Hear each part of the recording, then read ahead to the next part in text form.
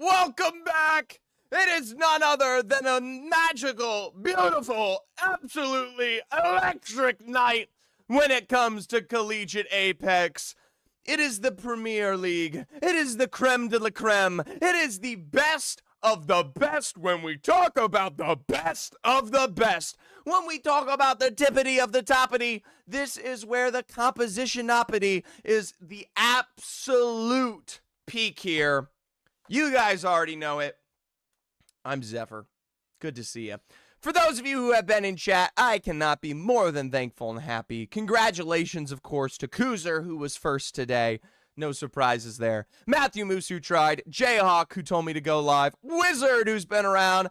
Atmosai with a 45 stream streak. You can't make it up. You can't make that shit up. That is insane. Oh! Oh! Oh! Holy shit! Oh my god! Icarus. Dickory Doc. My man Icarus. Tickety talk. Alright. 1 bit from Icarus. That will make the difference maker. Singular Frog, Johnny, let's go University of Houston. They will be playing tonight. For those who don't know, it is Upper Lobby Premier League. What does that mean? Well, well, first off, it means I didn't change my my OBS to showcase the correct tab. So, there you go. What does that mean? Well, very simply, Kuzer and Wizard, it means that we have the top 20 teams playing against each other. Team Bold, U Ottawa, Ottawa Braves, UCSD, Bellevue, University of Calgary, KSU Gold, Fisher Esports, SJSU Blue, Minnesota State Mavericks, Cumberland University, St. Clair Saints, KSU Black, Augusta, University of Utah, Southern Mississippi, Houston, CSU Fullerton, Hawaii, and Illini Orange. Travis is Caribbean. That's right, up there in the 7th slot. KSU Gold will be playing in this lobby tonight. So, as you guys can see, we got 6 games ahead of us. 2 on E-District, 2 on Olympus, 2 on Storm Point here. I would give you the run of the land, the lay of what we're about to see. And you know what? I'll let the likes of the goated POIs stand here for E-District. This is where most of the universities are going to be playing. KSU Gold, KSU Black, who gives a shit? Cumberland at E-Bank, Bellevue at the Slums, Fisher at Umbert Labs. If your name's University of Ottawa, take some fucking notes. You got an absolute pile drive, dick down recipe maybe coming your way. Granted, Fisher's been getting a little light, getting a little fucking light. Okay, up on the top, Southern Mississippi out there in Boardwalk. Minnesota State Mavericks towards the Lotus. KSU Black, though, I will say, in Riverside. Not super crazy. Ottawa's in Street Market. Utah's in Shipyard. We could talk all day long about how good some of these teams are. But realistically, with the server starting and with Game 1 almost underway, I think it's more important to talk about Apex Legends at this gracious, good-hearted moment. Because the first game is impeccably one of the most important games that we have ever seen in all of Collegiate. Usually, we have to wait until the very last day to see the top 20 teams play against each other. Today is one of those miraculous, surly, and sexy days where you are going to see the top 20 teams go against each other right from the get-go. And you're going to see the top 20 teams every single one. Over under 7 quality score? Well, let's get the prediction going. Over under 7.0 on the quality. If you want to partake in the predictions, hop on over to the purple app. That's the fun part. Here we go. You guys got 2 minutes to get that in. Dr. Suz, a little bit of a hydrate.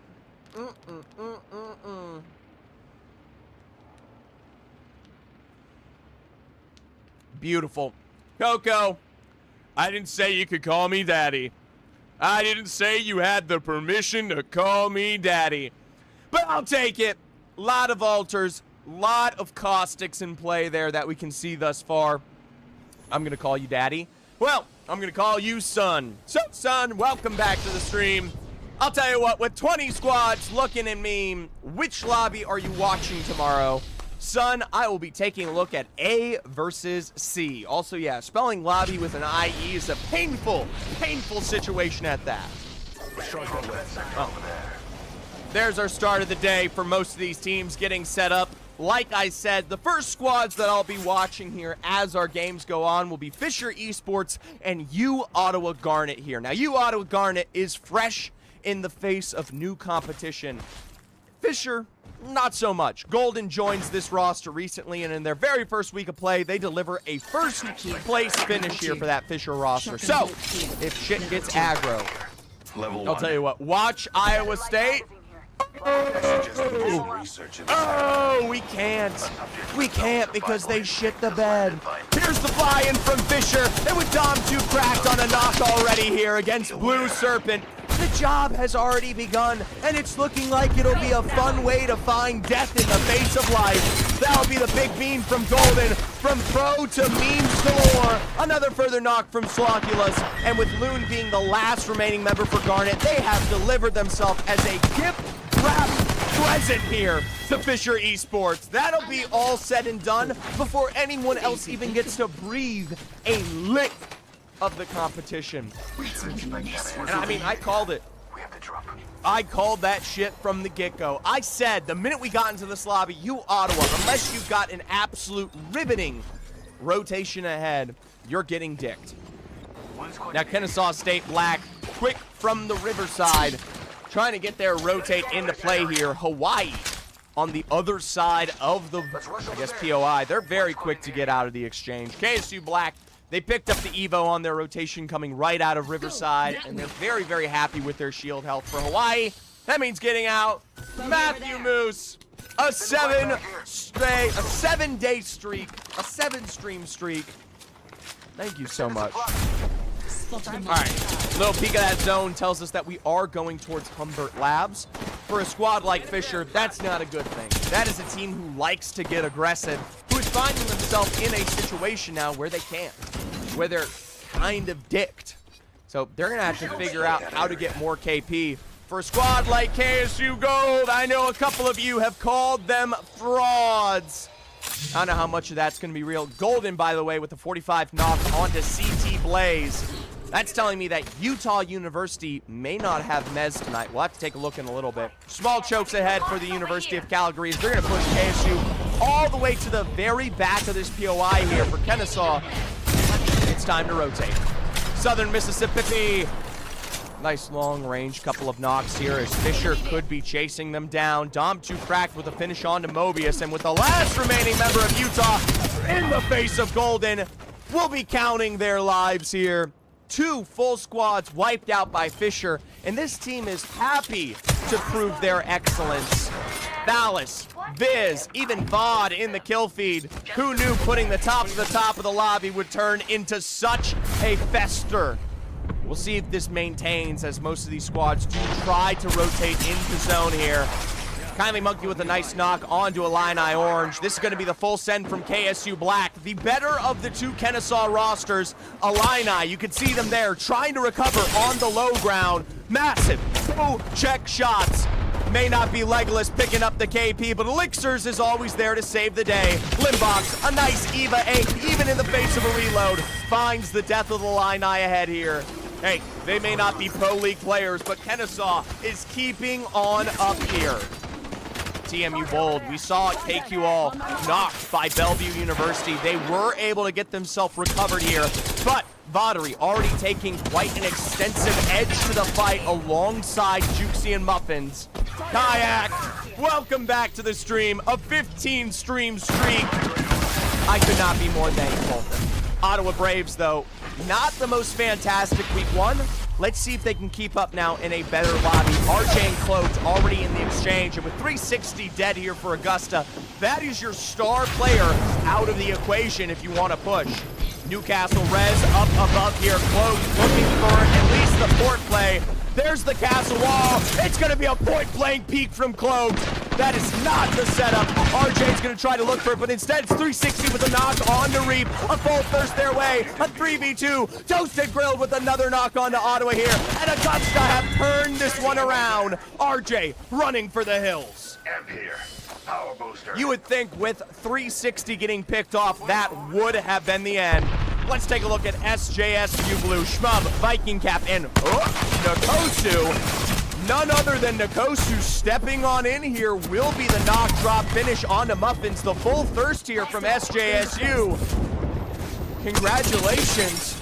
Little bit of a return for SJSU. We haven't seen the likes of Nakosu in a while. So as the action has just started, welcome, welcome. A fan favorite and friend of the stream here. ISU Haymakers. Anyways, most of our rosters are getting into it. Bellevue Buns. Well, maybe Ottawa are the biggest frauds. Travis, just the other day, or just the other season, Ottawa was, okay, fuck it. Vatari with a knock. Vatari with the last remaining place to play here up on the roof. Completely choked out potentially by TMU Bold. Flesh found by Xylot. Maybe this will be the end of Bellevue here. Xylot with the chase, can get sniped out. Vatari did get this heal off, but shot in the back. It is SJSU Blue primed and ready to wipe the Bellevue roster here. Another heal for Vatari, but this is, I mean, you've got nowhere to go. Vod is LeBron on the Cavs. You might be right. I don't know what that means. Some would say he's the Tom Brady of New England Patriots. Nah, that's a bad comparison. Anyways, another big beam, and that will be Bellevue out here in 16th place. Holy shit. Bellevue are already eliminated from this lobby. It is a 16th place finish for Bellevue. No KP, no points, a 0. A fucking donut to start the day for the Bruins. Fraudery, I'm getting a lot of frauderies. Well, there's still five games ahead here. Fisher Esports, they've shown the success of the best rosters. Golden with an explosive arrow on direct Emporium tells us that this is Kennesaw Gold. Kanji characters, Dom will be kicked away. And a nice peek from Sloth up above says, oh, what? No more. That'll be it for Kennesaw Gold. If your name is Travis's Caribbean, that's like the biggest highlight of the day for you there, right there. There you go, Travis. The only teams that have yet to get inside the zone, Minnesota, CSUF, and U of C. For a squad like University of Southern Mississippi, a nice Valkyrie ult ahead of them, but not the damage they need to get a knock onto Augusta. They're going to start rotating this one into the heaven that we call Humbert Labs. Now, Fisher Esports, they don't know this, but this is a more southern pull towards Humbert. This is a great spot for Fisher to pull themselves back together, get themselves set up for the end game, and maybe even deliver a win. Still though, 9 KP for Fisher thus far. They're already in major point standing for this first game, even if they died right now. Cumberland University, Hawaii, St. Clair Saints, and TMU Bold, the 4 closest teams to them. Cumberland, they are no slouch. Future streams in the contest could balloon into something magical. A little bit of posturing here. Cumberland have gotten themselves a space in the center of Humbert. This is not the best position. Wait, is Banana subbing for University of Hawaii? I have no fucking clue. Here's Cumberland. A quick peek to the outside. The KP that they're looking for. Nades already in here, but shot from up above. Syken is low. That is going to force Cumberland back before they can even start to take this fight here. My only question is, where is Fisher? They have to be the ones that are watching over this fight right now. KSU Black was the roster that Cumberland tried to send in this exchange. They were able to heal themselves back up here. But, I mean, there's no chance you get a very, very secure finish. TMU Bold, though, they'll be targeted by Fisher.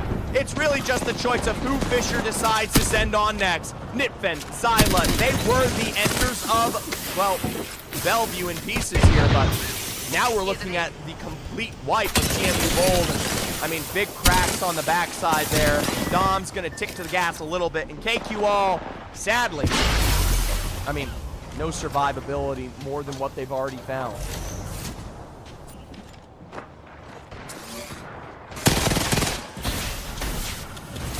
Well, if your name is KQall, you've just completely given away your position. Down to slide, nowhere to hide. That'll be 13 squads remaining, and Fisher Esports are showcasing that they simply exist on a different plane. Now, we've yet to see Southern Mississippi truly get involved in some of these suggested fights. The same with Cumberland University. A lot of the time, it's just Fisher getting some very easy full firsts here on these exchanges. St. Clair Saints up in the building. Maybe the next target of Fisher ahead here. SJSU Blue are not far away as well. If they extend too heavily into this, Fisher are guaranteed to go for full thirst. For Southern Mississippi, though, they find a knock onto FPSA there. And this could be the full send ahead here to clean up some easy KP. Calgary, Harvester, up on high. A snipe, though, takes the shield away, preventing the port play. Southern Mississippi slowly elevating themselves to the contest ahead here. That nade could be the go button. It's enough to force them away. A slide in from Zach W. Keys. 2020's on the drop. One remaining member in Carvester up above, and all of USM have traded to the low ground here. It is still a 1v3 scenario for Carvester. Try and shoot, try and heal this one out. The Mississippi roster has got you finished. SJSU Blue also killed by Fisher Esports in the kill feed there. It did look like St. Clair Saints were able to get a little knock. Playing out the lobby game one, Fisher has locked on, Vibe just running people. I do think Fisher's just not afraid of anything. Fisher genuinely out-egos the rest of this lobby, like just well in advance. They have no extraordinary thoughts, no deep concepts to build into. They just say, fuck it. It's time to full send this shit, get the job done. Realistically, this might become a game of let's see who can outlast them. Get the small guy in there and we kill all the top team. All right, rest up. Fisher runs Lifeline and will never get thirsted. Yeah, that is also a big problem. The Alter Lifeline combo right now from Fisher allows them not only to get quick knock resets, but also an entire rotate back to safety if they do get caught out. Still, though, let's talk about it. Round 3, 11 squads remaining. This one's going to bounce back up to that northern side. Minnesota, Augusta, teams like St. Clair, they have slight access to the zone ahead. St. Clair, though, I can only imagine this is Fisher. There's no team sending it like Fisher in zone, and EMP against them will stop their aggression. Dom is caught on the other side. St. Clair have done a great job of stunting out here, but remember, if you don't get a knock, you might as well have not used the utility at all. Dom, there's the full battery. And this right here means that Fisher Esports are going to continue to send the fight now with a full health Dom 2 crack back into play. It's a little bit of a trade, but for St. Clair Saints, it is the slow choke out of their current positioning. A Bezzy taken low. Let's go over there. I mean, UHE's on height, Cumberland's down below. Hopefully jump back to Fisher because that's where the real fight is. I mean, it's got to be. There we go. Goldman with the knock. I mean, 2v3, at least, no. Lucky will get picked up. There's the quick jump up to the second floor. And with Dom 2 cracked being that last remaining member, no one's sending the outside here against Fisher. They will be able to get this reset off, and they can pick and choose where they full send in. Southern Mississippi, they're on this bridge up above CSUF. Stuck down below the bridge. Speed Demon. Welcome. Yeah, Southern Mississippi. Oh, hydrate. All right.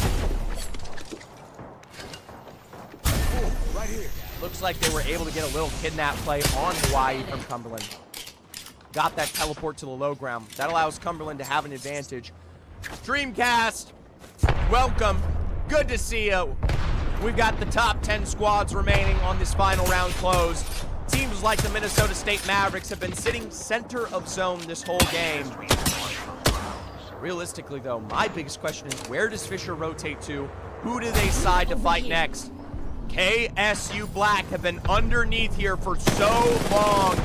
Dom trying to start to look up here towards the Hawaii's position, but they have to be so careful because KSU Black can always rotate just behind them here. We'll see how this one goes. I mean, for Fisher, they are in zone here. Sloth and Golden have a position on the edge of this POI. The same cannot be said for KSU Black. They've got to rock with one nice altar port to get them secured here. And Limbox, I don't even think Limbox is in the better or same position. Well, this is going to be critical here. That competition between Cumberland and Fisher for this high ground will decide possibly who controls this endgame right now. Fisher, they are the ones currently leveling the support for this. Little evac play from Dom. Clearly they understand that Kennesaw sets themselves up as rats down below here, but they aren't able. Golden is the absolute go. You know what, Juliet? Golden is currently proving that. Let's jump on to Southern Mississippi, though, because they are one of the very few rosters, though, that might prove themselves as absolute gold. Sadly, Hawaii tries to play themselves into Minnesota. Now Southern Mississippi, a third-party situation here. Dallas with the burn. A Valkyrie will take to the sky, but the follow-through from Zach W. Keys finds double knocks down onto Minnesota here. A climb up, a catwalk, a dive behind both of the death boxes. That knockdown shield is only as good as the time you have to play it. Zach continuing to beat this one out. The Viz to slide in here. There's the full thirst. And for Minnesota, realistically, you are dead. Augustus 424 will pick up that last KP on our zone close now. It is Fisher and Cumberland holding the buildings to the south. UCSD in the center of zone. CSUF Fullerton on the outside. Teams like Augusta, they got to find their way in. USM, they face a double knock to University of Houston. Don't know if that's going to be the full thirst finish. KSU Black, we talked about them being stuck on the low ground. They're going to try to rotate this one all the way out towards that western side to set themselves up. Augusta now playing the building for so long, finally forced to drop this towards the very edge of zone. Right alongside them, CSUF Fullerton are ahead here. Fisher Esports single-handedly just Dom 2 cracked, wiping Viz and Thalys. And KSU Black, they cannot find a knock on the rotate out. I mean, this is Fisher's game to lose here. They have the lay of the land, the LOS of a lifetime to pick up KP after KP, and they are going to continually look for it. Cumberland is the only star shining problem ahead here. Slothulus takes too much in response, but it is just as quick for a golden return. Alex is knocked down. Slothulus is traded by Future Streams, though. Fisher have lost one. They lost their sense of the Cumberland roster, and now we're getting full thirsted here. That'll be Psych and Knox. Golden traded. KSU Black will be eliminated. It's up to Dom 2 Crack to wipe this one out against none other than Future Streams. A lifeline play, a reset point blank leaves Cumberland with the successful wipe. Cumberland, Augusta, CSUF, and UCSD. Holy shit. Cumberland now have one of the strongest positions in this zone. UCSD, they're going to see what they can pick up when it comes to Augusta on the backside. So much damage and so much for Lucian here. 3 squads remaining. Future's already posturing. CSUF over on the edge. Up towards that northern side. UCSD gold. For Cumberland, it is one good wait. They don't have to get too hyper-aggressive. They already know that UCSD and CSU Fullerton are right alongside each other. Kraber in the hands, and a 210 drop from Weenus. Holy shit, it's not an elbow, but it is going to be a kick in the ass. Lucian will be traded back, though, from Future Streams. CSUF are quick to get themselves set back up here. Even with that Kraber knock, they are safe, but the edge is pushing them in. Whether you like it or not, Fullerton is forced to rotate this one closer and closer here to UCSD gold. Lucian is back up. Cumberland is playing that southern wall on the outside, just biding their time. The EMP is at the ready here. Finally allowed to take a chilling blow from UCSD gold. That mobile shield is seconds away from going down here. Allowed knocked by Habaneros. Truthfully to follow with the further 99 beams. One remaining member for CSUF. There's the thermite grenade. They're going to try to peek over the wall, but for Cumberland, they've been out in the open for so long. Just full thirst the KP before the resets come through. It's a big dub for CSUF. But Cumberland has been here and waiting. Point blank. UCSD, though, they turn it around. Holy shit. Cumberland lose it. How? How do you fuck that up? How are you so fucking terrible? UCSD! They managed to survive the onslaught here. I mean, congratulations for a second place finish from the Phoenix. But, I mean, we are trolling if we do not win that. Congratulations. It is the Weenus buff. Let's take a look at the scoreline for this lobby here. All right, standings, refresh. Here's the terrifying thing. With a finish in 5th overall, 21 KP for Fisher Esports puts them above even UCSD with 12 KP to their name and their first place finish. I mean, congratulations. They get the 6 KP there in the end against CSUF and Cumberland University. But the points disparity is disgusting. Lobby quality, we asked over under 7.0. Today is an under for game 1. And the truth of the matter is Fisher were just so quick to bully this lobby. Now, Cumberland University does, in fact, get the wipe onto Fisher Esports and is permitted into that second place. I'm to tell you right now, if Fisher survives to that exact same location, they do not lose that game. I don't know what Cumberland was doing, but, I mean, I'm seeing 600 damage from Slasher, 500 from Syken, and that might be part of the picture there. Southern Mississippi with 7 KP, holding out the edge of zone. Of course, 3 KP from Augusta, we saw that wipe. KSU Black with 3 KP, and sparing numbers among the rest of the competition. There will be no alter as we move ahead here. That means safety plays from future streams no longer available. Slothulas saving extra-oriented rotations from Dom 2 Cracked no longer available. Southern Mississippi Thales, you can tell these aggressive squads, they like to utilize that alter to give them the extra leniency. Might switch to the Wraith, might switch to something else. We got 1 game of E-District ahead here. Let's get another prediction going. Let's do Fisher Esports. All right. Over under 14.5 KP. Fisher Esports. Over. Under. All right, guys. 2 minutes on the board as the games have already started here. Get your predictions in. 14.5 KP for Fisher Esports. We're going to pop this one back in the game. Fisher, let's see what they rock in terms of their next selection here.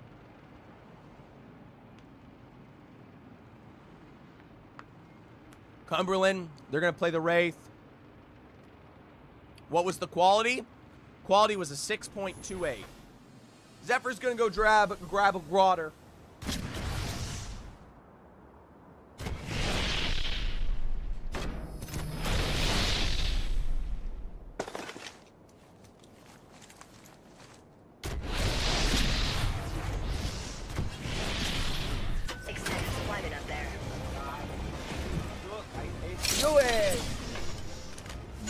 Guys, it's Lewis, look!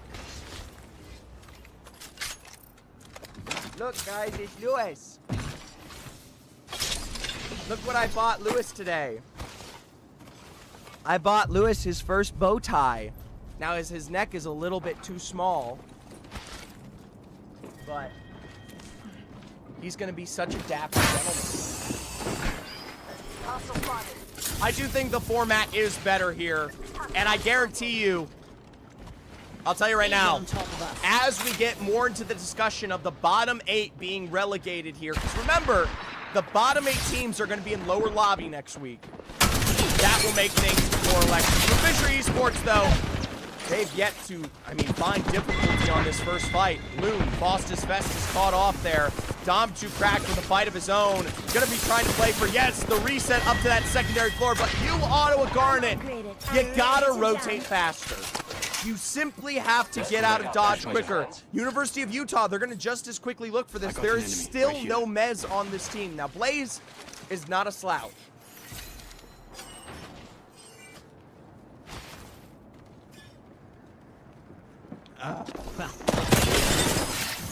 Blaze is very good. He will start the first crack bound against Fisher here. Couple snipes on the other side. Spells weakness for the Utah team. I like this overextension, but the problem is Fisher's ready for it now. It was supposed to be a jump on Fisher, taking advantage of them with their quick rotates and maybe their surly attitude. Instead, it is going to be a complete recovery for the Fisher roster, and now you've just simply painted a target on yourself, and they barely have any health to their name. Mobius was able to find a beam of a light, but the separation is just too much, especially when you have things like the lifeline, I mean, ultimately, passive as well.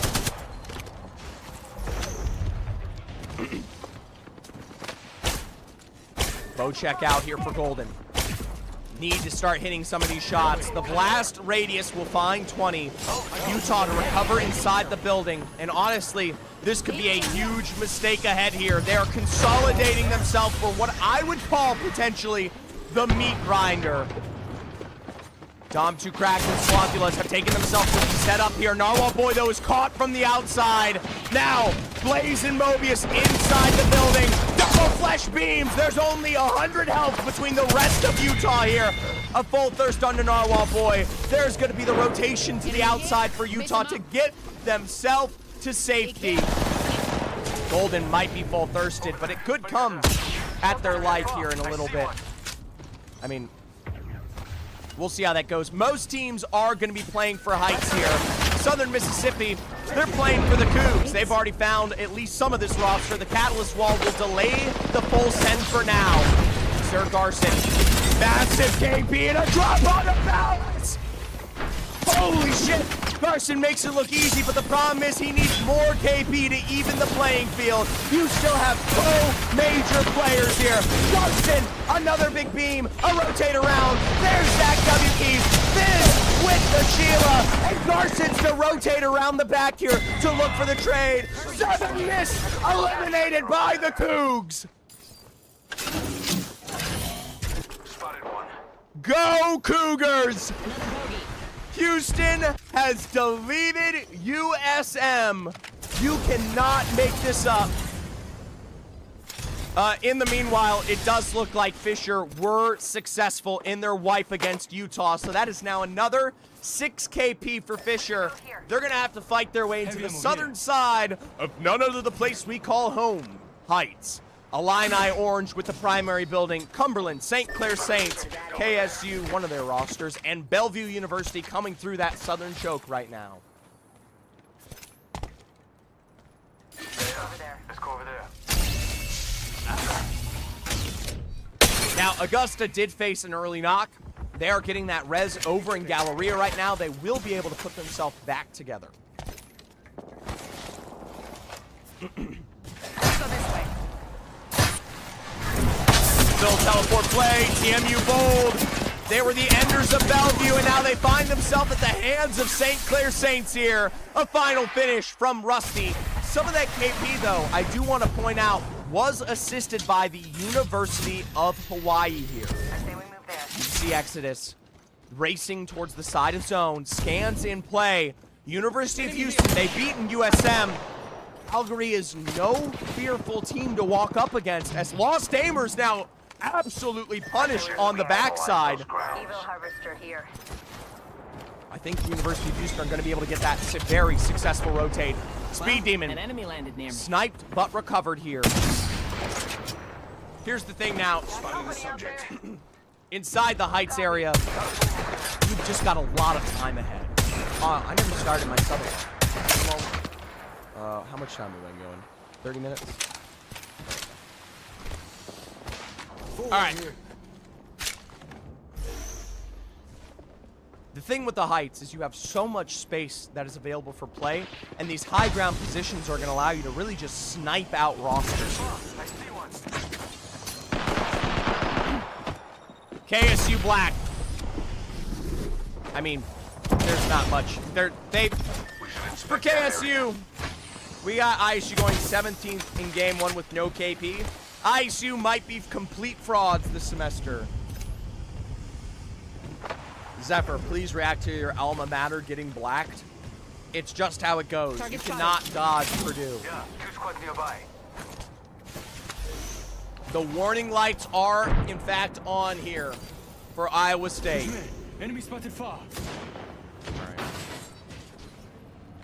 Guys, teams like Ottawa, Bellevue, they'll contest currently the major stadium, but, I mean, they're not really going to fight here. Somehow the game has elevated so much more just from one match to the next here. Only UFC, UH Red, and Fisher are outside of zone right now. KSU Gold, they will be a squad to join into the Heights area here. Some, notably Travis, would call them frauds. I would say they have found themselves a happy spot in the heart of this zone here. Couple of snipes from out above, but remember, because of the distance separating most of these teams, they are likely to be fine. The hard light glass, though, broken from Minnesota State Mavericks, and I mean, realistically, this is wasted utility. I don't know why you throw nades like this. It's just not. When a team has an entire building to themselves, it's such a waste of a nade. They're just gonna dodge it. I mean, whatever. Bellevue will fly in as well. They'll be able to set themselves up towards the southern side.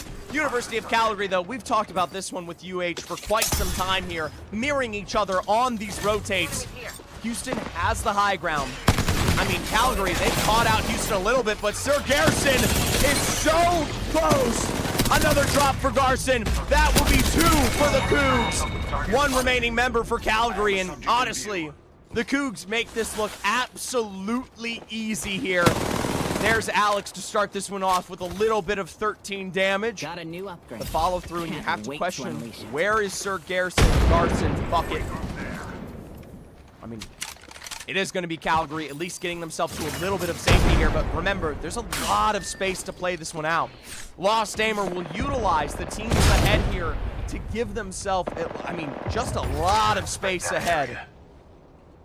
Problem is, you're stuck as a solo, and now, guys, I'm so glad Houston has been able to pick up 5 KP, because here comes Fisher Esports to end their game.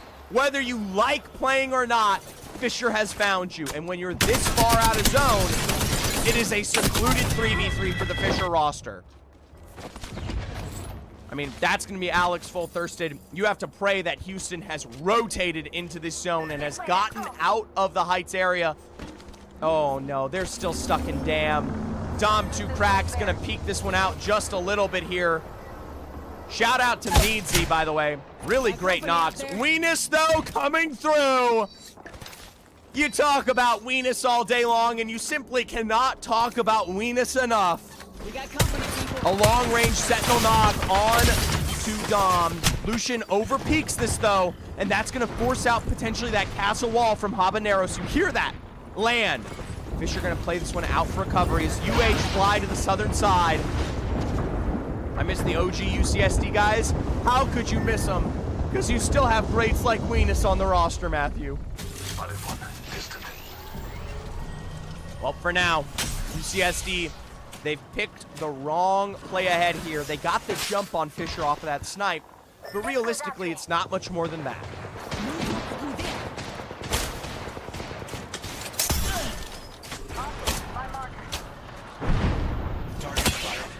All right. Couple of snipes from UCSD Gold to try to hold out Fisher right here. Spotted. They are the gatekeepers of zone, and it's a 60-on-60 drop for Weenus. No full knock. Christ, I would be shooting more there for UCSD Gold. Only teams that aren't in it. Shout out to University of Houston. They got a revive on that western side. Let's jump back to the center of zone. Teams like Bellevue, KSU Gold, Augusta, KSU Black. I mean, for KSU Gold, they have been sniped time in, time out here. Shout out to Minnesota. We have not been peeking in with them for very long, but they're really getting some long-range knocks. The only reason, by the way, we're not watching Heights area is because there's no real reason to watch a knock in Heights. Most teams are going to get a full recovery. Never mind, KSU Gold did get full sent and finished on. What can I say? University of Houston Red. Again, another fight into Fisher. They've beaten USM. It's up to Sir Garson. Every step of the way, he has to showcase how he can win the 1v1s here, but it is a first major loss. A double on the crack for Golden. A separated member now for the University of Houston, and with one drop onto long bottom, a following bow check blitz here from Golden. The Cougs are not long for this world. It is but a tick of health here left standing, and it is just Alex left alive, stuck inside the choke. It was an immaculate start for Houston, but realistically, the job is done. Congratulations for the KP that they did found, but Fisher Esports is the single-handed worst team to run into here. Now, Ottawa Braves are on one side of the choke. UCSD, they're going to pick the UCSD side, but that does not mean Ottawa won't be getting involved. How's West Virginia Wesleyan doing? Man, that's that lower lobby. I don't know how that lower lobby doing. What the hell are you talking about? We got company, people. Nice smoke from Fisher. Oh, it's better than a smoke. Oh, the G7 does not bring Dom to what he needs, but it is still an advantage. A big burn here from Slothulus, and Fisher have now given themselves the access for more. Habanero's knocked. Lucian and Weenus on the other side. A Nox gas grenade, and it's going to be the full thirst of Lucian. It is up to Weenus to keep the UCSD dreams alive, but instead, they fall right into the lap of Slothulus. Fisher Esports, they are so healthy on that take. Minnesota State Mavericks, they're going to defend for their life. A beautiful catalyst, but they are getting stunky and stanked out here. Bod is going to get traded back. The incendiary grenade, the burn of the gas here. Duke C is low. Muffins with a drop onto Schmaltz, and Bellevue have the advantage, but they need to heal. Muffins will get shot in the back by Schmub from SJSU, and it is a full thirst trade onto Muffins here. Yo, got an enemy this way. Illini Orge, they hear a little bit of that firefight. They're not going to drop from high ground, but now it is Bellevue stuck as a duo. Muffins might have gotten kidnapped. I have no idea. We were not watching SJSU. Ottawa on the north side. Fisher, Minnesota, Vod, and the Bellevue boys. Everybody is on that northern side of zone. Making contact with enemy. 13 squads remaining going into our round 4 close. St. Clair Saints, even they have a position to play for ahead here. Augusta, Western outskirts. Fisher is trying to look for this. It's a smoke grenade to break some of those traps, but they're quick to get them reset back up. Augusta, they are on triple blues. Fisher could catch a whiff of this and understands that they have the ego advantage here. Still, toasted grilled, 360 especially. These are not the easiest fights to take, and one bad, there we go. One bad trailing chunk of damage from a team like KSU over-peaking you there. That could be what deals you in. Now, it isn't the complete full end for them here. Fisher are still going to look for this. Another kidnap play. It's a trying might against Meadsy, but SJSU are back to it. Well, Minnesota State Mavericks are safe. I cannot say the same for Bellevue. Never able to recover. CSUF on that eastern side. Finally, Augusta getting out-peaked here. A Maggie ball and a lifeline ultimate to break into the building. Augusta are going to try to play this one just as much. 2020 is only fine. 20 for 360. There's the full rotate and a drop onto Slothulus, but no knock in return here. It is a lifeline, though. It is going to be a crawl and a quick reset. Massive nades out on the corner as Golden will be ticked back against Fisher here. Quick resets for Fisher Esports, and Augusta is even healthier on the inside. They cannot peek this. 22 seconds to go, and neither of these teams are in zone. Hell, Bellevue's not in zone. Minnesota's not in zone. KSUF is not in zone. Spot's calling to us. Everybody has to play for further success. Cumberland, SCC here. a team like Minnesota now flying in high ground positions from squads like SJSU are allowing them to find cracks on these late rotating rosters. Remember, Illini is up above. Bellevue to slowly slink their way forward. It is a stacked setup from teams like Minnesota and KSU. They barely have a crack of the wall to work with. Cumberland, there's their catching rotate off of Augusta. They're gonna look for more. Fisher, though, they have found a better fight ahead here to take away Illini's position. Could guarantee them the end game. There's the break on the door. A flying Valkyrie is caught off, and for Illini Orange, you're just simply outclassed. Fisher now holds the height. Minnesota is getting shot from above. Golden with one knock and a full burst from Cloak on the other side. Fisher will start to extend a massive chunk from above. Golden with that 90 as SJSU barely get themselves back in the building. Lost Amber will be found. Cumberland now are looking for more KP ahead here. There's going to be multitudes of knocks. SJSU, Augusta eliminated. Cumberland cleaning up here. 8 squads remaining, and it's getting absolutely chaotic. SJSU, Fisher on the top side. Ottawa, KSU up there. St. Clair playing for their life. For Bellevue, down to just Foddery. It is a Ottawa v. Bellevue 1v1 scenario. Cloak versus Vod. Vod leads with damage. There's the wrap of the tie. The tactical is safe, but they got the shield swap! Both took the shield swap from Bottery. Let's check this quadrant. Oh my god, the exact same box. And Ottawa's the first one to find it. Fisher, SJSU up above, KSU Black down below, Ottawa as a solo, and SCC and Cumberland playing the low ground here. St. Clair Saints, low as it gets. Cumberland in the buildings here. Ultimate accelerant here. I don't know if Ottawa is going to be able to get these resets off in their completion. Enemy here. Making contact with enemy. Kindly Monkey will find that final remaining member. 5 squads down. Cumberland, St. Clair Saints here. KSU Black, Fisher, and SJSU Blue.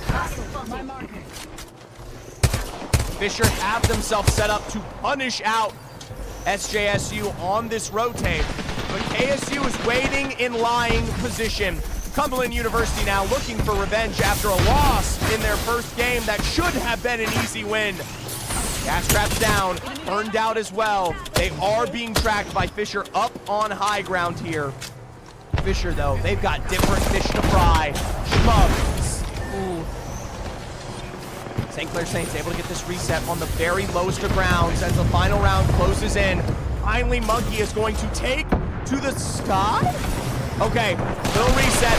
Future Streams up above. Gone for the drop. The full wipe onto SJSU. St. Clair will be wiped by Cumberland. KSU is coming down from up above here in just a moment. It is a Fisher Cumberland KSU finale.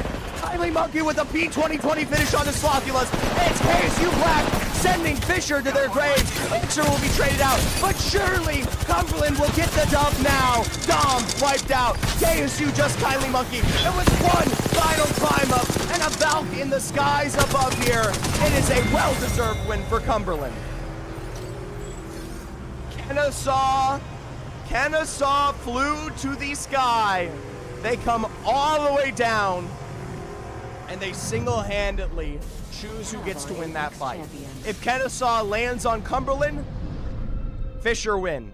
If Kennesaw land on Fisher, as you saw, Cumberland picks up the dub. There you go. It's a massive turnaround for this team. Let's take a look at the scoreboard, though, because that's really the only thing that matters. Game 2 underway. I asked you guys, over under 14.5 KP. Congratulations.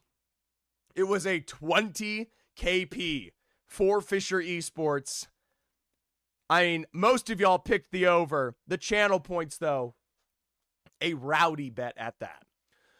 Everyone else, this is, by the way, this is what's going to be the difference maker of Fisher today. They are so much better at chasing out the rest of this lobby. Cumberland, KSU Black, St. Clair Saints Green, all 5 KP. Ottawa finds 6, UH finds 5, but no one has an incredibly good chunk of KP. Iron Icicle, that's a great name.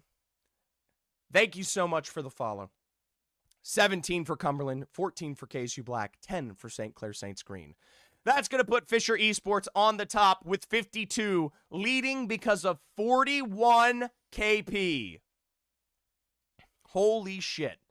Cumberland, though, a second and first place finish. Their placement is carrying heavily. 19 of their points of their 31 coming through there. Only 10 from their KP, right? No, my apologies. That's actually 21. UCSD with 26 points. They've been getting some decent KP. 20 for KSU Black, St. Clair at 11, 10 for Augusta and UH. Realistically, there is a lot of time ahead here. Why is Jukesy selling? What has happened to Jukesy?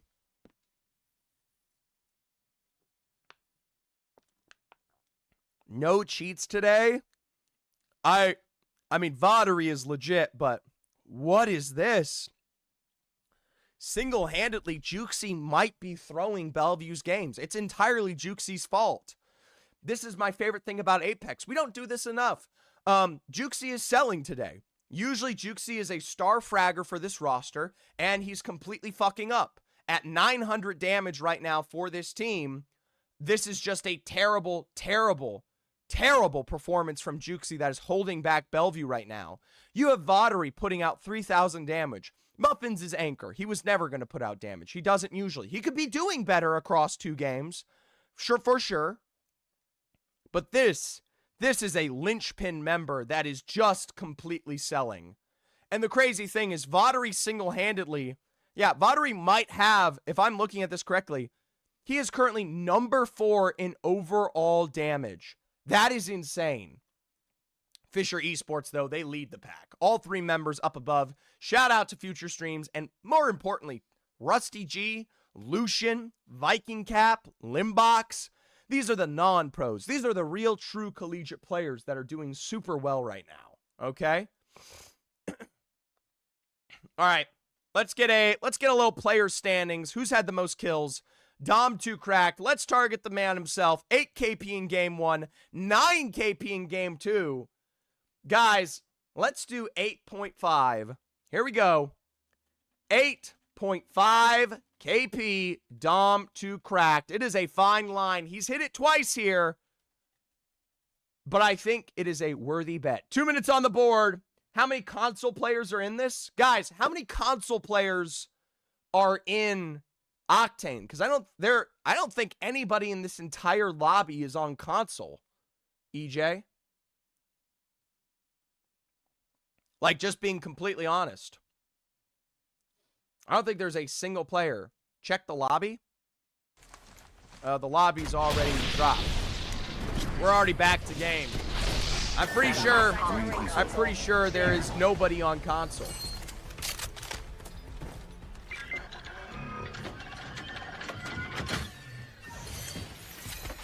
All right. 1 minute 22. Holy shit. There is 15.8k points on under for Dom 2 cracked.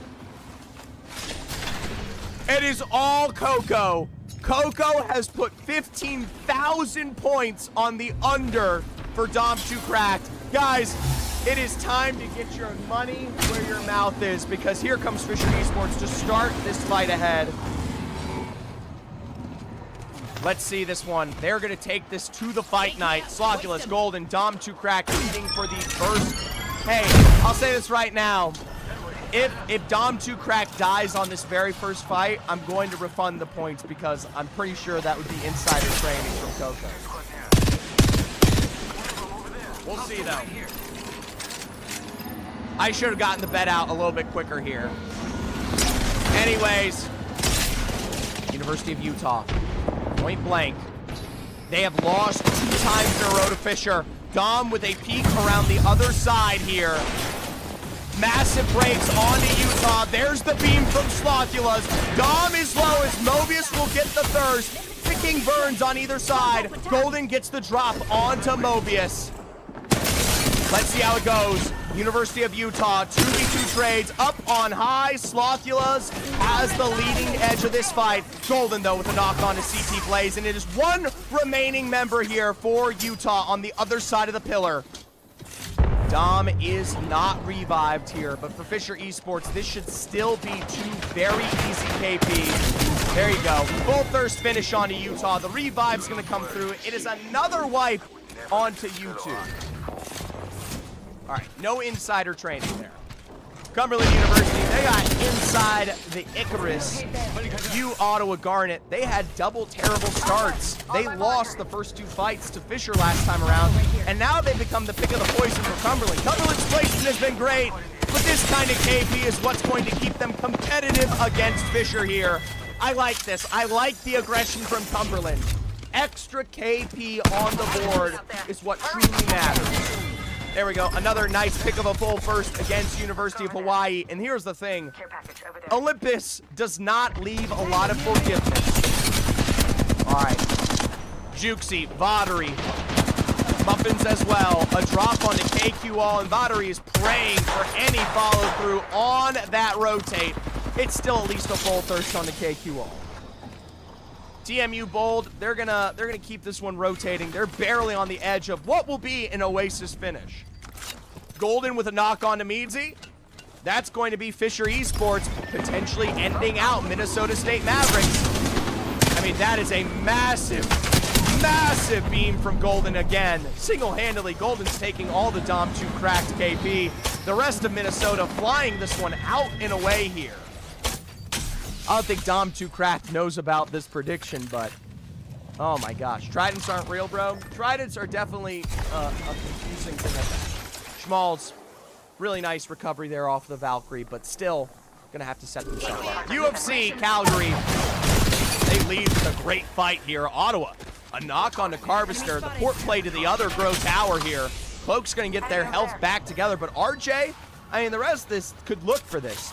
Calgary are more than happily set up as a duo, but not enough there. There's Cloak with the retreat healing. RJ's getting sniped out from up above on this rotation. Calgary, there's the reset. This is now a full three-person Calgary roster that you cannot easily walk into. A port has been set up here by Cloaked to give them their safety. Dom 2 Cracked with a knock on to Alex. Slothulus on to long bottom. And the end of Houston is guaranteed here in just a second. It is just Sir Garson left alive. Sir Garson's going to get a knock onto Slothulus there. Golden goes down as well. I mean, but you left Dom 2 Cracked up. Dom 2 Cracked as a lifeline means you basically fucked up. Dom with 2 KP, and that's it for the Cougs. They died to Fisher last time, and they will die to Fisher again. And I mean, this lobby is just starting to get absolutely fucking nasty here. Let's see how this one will go. Bellevue University, they're gonna try to chase out some of these final kills. Valkyrie to the sky, one shot would do them down, but it is going to be the escape from the competition for KSU Gold. This is a chance of a lifetime to get them recovered here. As JSU Blue here up on high ground inside the Estates area. This is San Jose's opportunity to play this one out, but up against Southern Mississippi and Augusta, this is a very, very tough position to work with. University of Calgary, we talked about them surviving towards the Grow Towers. Carvister's gonna get a knock onto Cloaked. They have been looking for these knocks ever since the starting fight in the Grow Tower. More KP from the other side of the rock. P2020's out and ready from FPS Aether here. KSU Gold knock, a beam from Reef, but a snipe from Carvister. RJ already running away here for this lobby to get themselves set up and secured. Let's go over there. All right, Ottawa Braves, RJ. I mean, you got to make the Maggie ball count. It is your only chance to get yourself set up to safety. Calgary, they do get sniped out there, but the recovery onto FPS Aether. No, it's Hawaii. Hawaii's coming through from the other side, and that guarantees that you are not going to get that reset off. No more FPS Aether. The Hawaii roster, they find the full thirst, and now Calgary is down to a duo. Let's see how this one goes. Ottawa, duo. Calgary, duo. They're going to play for resets. Let's jump to the edge of zone here. Bellevue University, we saw them pressure Kennesaw away towards the center zone. Well, shit, let's look at Fisher. Point blank, Trident, here comes the scan. Golden from up above, and the beam is not where it lands. Slothula stomps to crack. Maggie balls point blank. It's a knock from Slothula on to Meadsy. Minnesota, they tried to run away last time, and right as they recover, it is more KP for this Fisher roster. Nobody can stop this team when they get aggressive. If your name is Schmalls, you have already run away. For Fisher Esports, they're not going to catch Schmalls. The Minnesota State Mavericks are happily down towards that southeastern side here. Playing Hammond Labs, they should be safe and secure. The Oasis, though, is where most of these teams will call themselves home. Dom2 Cracked absolutely needs more kills, Matthew Moose. This is a chance of a lifetime for points on the board, and right now, Slothulas and Golden from Fisher are picking up most of the KP. Now, Bellevue, they have been gatekeeping this side of Olympus for so long. I just want to see Bellevue get aggressive. This is a team that should not be picking and choosing fights. Bellevue should not be afraid of competition. Southern Mississippi is good, but Bellevue can be better, okay? I mean, Southern Mississippi does have legitimate pros on the roster, all right? Let's not sell that short. But there is a chance always for them to turn this one around. Fisher Esports, next chance of KP ahead.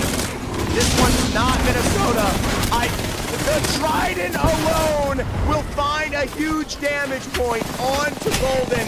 Single-handedly, he is not getting punished here. Meadsy will be full thirsted. You cannot make this up, okay? There's literally no way. University of Hawaii now from the other side. They will pinch Minnesota on this rotate. I don't think there's enough utility in the chamber for Minnesota to get out of dodge here. All right? There's absolutely no chance for Minnesota to get their recovery. They're going to get sniped out from the side there. Schmalls is ticking. Speed Demon is no better here. Again, another rotate up above as Speed Demon will get the knock onto Fisher's Slothulas. Vod finding knocks onto Southern Mississippi. Welcome, Moby. Oh my gosh, they actually lost Slothulas entirely. Well, Minnesota, another banner recovery from this team. This is going to be the Minnesota State Mavericks. Another reset. Fisher will do it in zone for himself. Voddery has disconnected. I don't know if he actually has. I just saw the disconnection side from Voddery. Either way, Southern Mississippi, they're stuck as a duo. Hey, congratulations. Bellevue actually does get the wipe onto USM. They were resing Sloth and he disconnected? Oh, I did not see that. I mean, that's a really shitty situation. University of Calgary, I can't believe we're still playing all the way out in zone. Let's take a look at the heart of zone, though. CSUF Fullerton, Augusta, CSU Black. Everyone is playing this one tight to the edge, and EMP up above, and Kennesaw could get involved here. I mean, Augusta are no better in this position. The Toasted Grill is very, very low. I mean, let's see how this goes. Couple of snipes, big damage here from UCSD. Massive snipes from Lucian here, and it is going to be the knock onto 360 from Truthfully there. There's going to be the Newcastle rotate. UCSD, they single-handedly are going to stop this KP from existing, but CSUF with nades finds the final chunk there against Augusta to take us to 13 squads remaining. My God. Jesus Christ. UCSD, they pick up none of that. Hey! Manuelito! Thank you so much for being here. Video games are life. This is fun. This is fun. I don't know if it's fun for some of these other teams, but sure as shit, it is fun to me. RJ with the drop on to Carvester here from Ottawa. Bellevue has been put back together. Fisher Esports, I'm not quite sure. They're probably still riding around on a Trident. You cannot make this shit up. Fisher Esports is the most unserious fucking roster I have ever seen. They do not give a shit. They are single-handedly just riding around on a trident. Here's SJSU. It's a knock on his populace, but 2 cracks, and then it for more. Golden's gonna have to, I mean, this right here needs to be punishment. You cannot single-handedly just be driving a trident around and be taking this competition seriously right here. Okay? I get you're good, but your ego has limits. SJSU, a 2v1 scenario. Shmub and Nikosu forced to the low ground. Golden is a former pro. And a former pro is going to make a former pro decision. Out to the very edge of zone. This will be the playing recovery here for our main man to get him to safety. I mean, Fisher Esports are still in it, but they are not quite set up for success. Cumberland to the north, Bellevue to the north, Minnesota State Mavericks up there in the center of this next zone ahead here. Future Streams has just gotten a knock. Bod's got a ball bounce and peek the side here. A leaping chance of victory, and Rusty has been wiped out for the St. Clair Saints. We take a look at Minnesota in the center of zone. They're stuck as a duo. KSU Black, they've got to start to find their way in here. UCSD, they currently control the high ground up above. Inside the Oasis area, 11 squads to go. I can't imagine it gets much better. Speed Demon's gonna get sniped out from Future Streams there. And we'll see how this finishes. The enemy's far. Well, 18 seconds. If your name's Illini, CSUF Fullerton, Ottawa, and yes, Fisher Esports, who are stuck on a trident right now, it is time to rotate in. SJSU Blue. I mean, we'll see how it goes. Is it over 8.5 KP or kills? Kill points. You have to get kills. It's not knocks. It's never been knocks. I mean, I get it. KP counts for the full score, but yeah. When I target an individual player, Matthew, it is always just the individual player. It is never like assists count. KP's assisting fucking, no, guys, I have been streaming for literally 6 months now.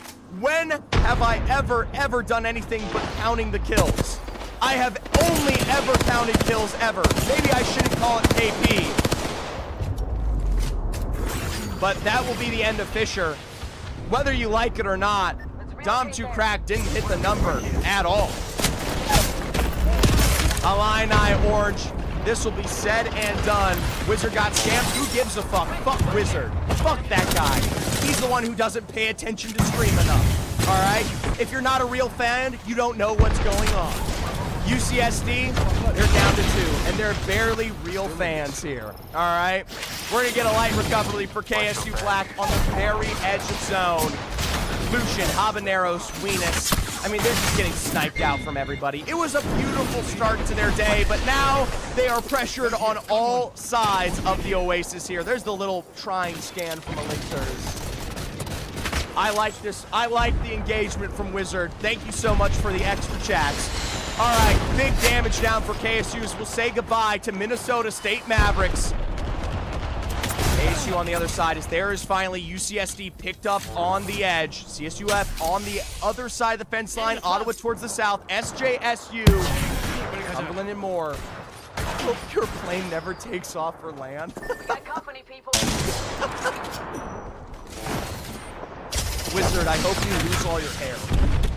Wizard, I hope you lose all of your hair. All of it. Not just like your head of hair. I hope you lose the eyebrows and your pubic hair. He has no hair. I want all of it gone. I want the beard. I want the eyebrows. I want all of it gone. Keeping an eye on this place. 6 squads remaining. 18 points. Don't listen to Matthew. Got another bandit. Clearly, you're already bald. Refund you the points. I'll refund this particular. Given that you've made a very good argument, I will refund the points this time. Because I could do that. I don't really care. The points are meaningless, guys. Anyway, CSUF up on high. Major cracks and a final finish for the Ottawa Braves here. Stuck with nowhere to go. KSU, they're coming on down. And I can't imagine where they will find themselves a place to call a crown. I mean, you are just absolutely screwed. Shout out to SJSU Blue. They've got teams on either side, and they are so healthy on these exchanges. 99 from Nkosu there. You have to wonder, why did Nkosu ever leave home? My gosh. CSUF Blue, though. Health recovery of their own celebration here. SJSU, though, big beams that are cracked from Truthfully. Cumberland's wiped out by Vaughn and KSU. CSUF losing out on one. There's the massive 2020 blitz as Viking Cap will be traded out. Scrub with another piercing spike. Another crack behind the knockdown shield. Nkosu with a drop. And it is SJSU for the dub there. 3 squads remaining. That's it for KSU. And it is Bellevue to the end. We have been asking if this team is on fraud alert. They have sucked hind titty here for the first 2 games of the day. It is Bellevue University's easy game to win. Big beams behind the rock. Muffins is looking. Vattery is smoking away here. SJSU will hang on for dear life against the Titans. Viking dropped. Now a 3v2 situation. A launch for here. Vaughn will be thirsted by Nkosu. A 2v2 out here. Juxie's on the other side of the knockdown. Finding drop on Nkosu. A 2v1 from behind the castle wall. And it's a Bellevue dub for game 3. Holy shit. Congratulations to Bellevue University. We asked if these sucking chud buckets were frauds all day long. We said, what the fuck is Juxie doing here in this last game? And guess what? He heard us. He downloaded. He said, I ain't gonna let Zephyr talk about me like that. He said, what the fuck is that old fucker talking about in that Twitch chat right now? Congratulations, Juxie, Vaughn, Muffins. Let's take a look at that scoreboard here. Quick refresh as we get going. That is going to be game 3. Bellevue with 27 points. You cannot make that shit up. It is a turnaround of a lifetime there. But Fisher Esports with 15 points of their own. 7, 6, and 2 from Dom2 Cracked there. Dom2 Cracked only had 2 downs and assists. I mean, that would have been a 9 either way.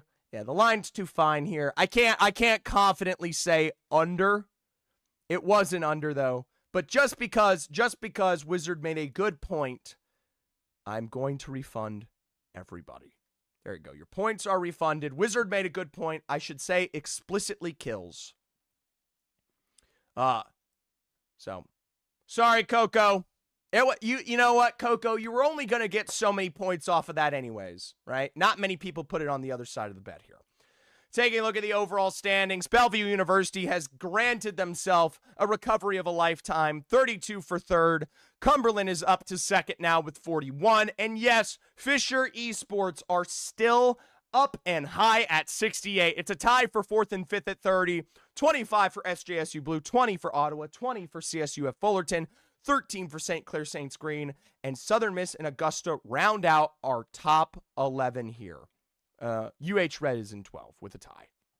If your name is Hawaii, Calgary, Minnesota State Mavericks, TMU Bold, Illini Orange, KSU Gold, University of Utah, or U Ottawa, right now, halfway through the match, you would be going to the lower lobby this next week.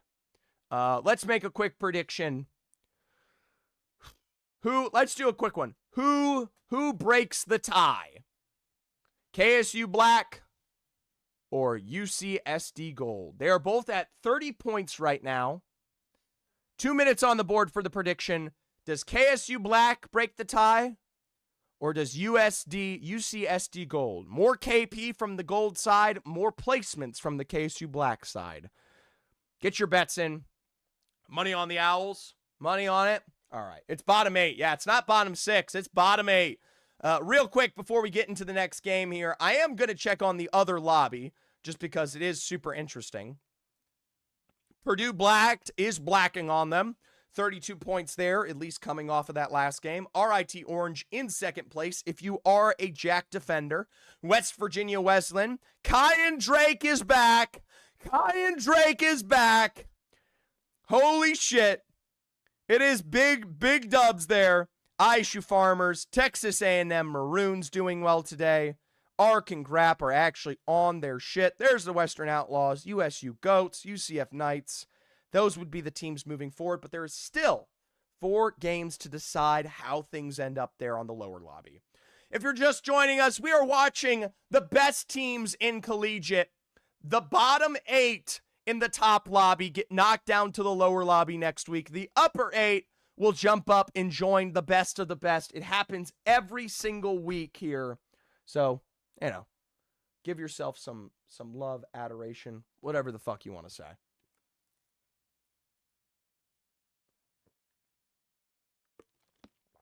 All right. Here we go. Let's get back into game. One last Storm Point or Olympus here for the final match of the day. Or I ain't saying any of the right shit. 4th game here. Last game of Olympus. We haven't talked about the bans in a while. I'll let you know. It is Alter, Caustic, and Catalyst. Match quality. Game 2 was an 8.8. It definitely was. Game 3, not as good, a 3.39. And granted, it is Olympus. Olympus is very hard to play competitively and have a good score. Is Oklahoma playing? Oklahoma does not have a roster in this league because GM Zico. Sorry, GM Zico. Oklahoma, we do love Oklahoma. We do have some favorite players from there. Pabezi, Interceder. Those are the Oklahoma players in Apex Legends. They do not compete in this league. They only play in one league. I don't know why. I love Oklahoma. They're like some of the most standout players in terms of like the contenders-ish premier level. But I'll tell you what, I'm not from Oklahoma. I was wondering. I've seen them play a few weeks ago. Hey, there you go.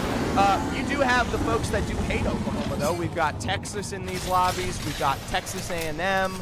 You know, Arkansas State, not Arkansas, though. Anyways, welcome. I hope you enjoy what is the creme de la crop, Collegiate Apex. Are you dual streaming, Zephyr? I am, in fact, dual streaming. That's right. We got double chats up with Zephyr. Wowza. I know. Disney on Twitter as well. I am everywhere. Are you on Shube as well? I've never heard of Shube in my life. Well, Fisher Esports, we've seen them get aggressive plenty of times around the backside of some of these fights. We'll see if they get even more. Oh, yeah. Oh, yeah.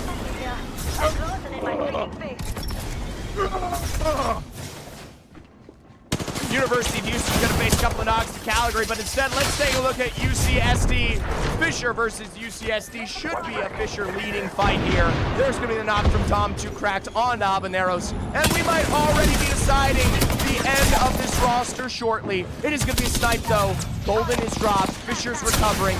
Lifeline has got the passive resets, and, well, UCSD, we're going to actually see a wrap from FPSA there. Fisher is really, really, really tough. Tom 2 bad, caught out here now. 2 squads. That Trident is low and about to blow. The University of Utah is also here. UH Red will be finished off. And my God, talk about a rager of a start. Somehow Fisher has managed to survive. Yo, Nick Reiger, thank you so much for being a fan and being here. I appreciate that follow. Low and about to blow is actually my nickname. That's what they call me in the club. CSUF, Elephants on standby and ready to stomp this one out. Have you ever seen elephant dick? It's surprisingly large. SJSU, though, they are able to recover for themselves with the port play. And that is going to be Viking Cap successfully here. I mean, absolutely, great position. University of Utah, we have been looking for Utah success. They have died to Fisher twice. They have died to multiple squads. And now we need to see them turn this one around. But they're facing difficulties at the hands of Illini. Come on, Blaze! Narwhal Boy with the snipe. Utah's Mobius. They're going to try to make sure he's safe and recovered. Oh, we cannot be losing this fight in a 2v3 exchange to Alliance. We cannot be losing to Illini as a duo. If your name is Travis is Caribbean, you love seeing KSU foil, or KSU gold specifically. Fisher getting that car was wild. Everything they do is wild, bro. Everything Fisher does is wild. SJSU, they've been holding on for dear life down there, but they're safe and secured against St. Clair. CSUF has moved on. We do have a bonsai poll this game. If you're a fan of the only high ground that exists, that's where you'll find yourself. Loon with a drop from you, Ottawa Garnet against Juxie. Vattery is still very much alive. And for Bellevue, this could be another major failure from this roster. Long-range damage onto Faustus Festus. Juxie is not back up yet. Vattery's getting pressured out, but Muffins with a drop onto Faustus. There goes another against Blue Serpent. And Loon is now the last remaining member here for you, Ottawa. Juxie giving themselves some safety. And Loon gonna try to reset this one point blank. That is very risky. By the way, TMU Bold also here for you, Ottawa Garnet. There is no chance for their safety today. Whether it be Fisher, whether it be Bellevue, you are always running into something absolutely chaotic. Low-key, this is why Muffins is the best on the squad. You might be right. Contact. Yeah, 3 squads here.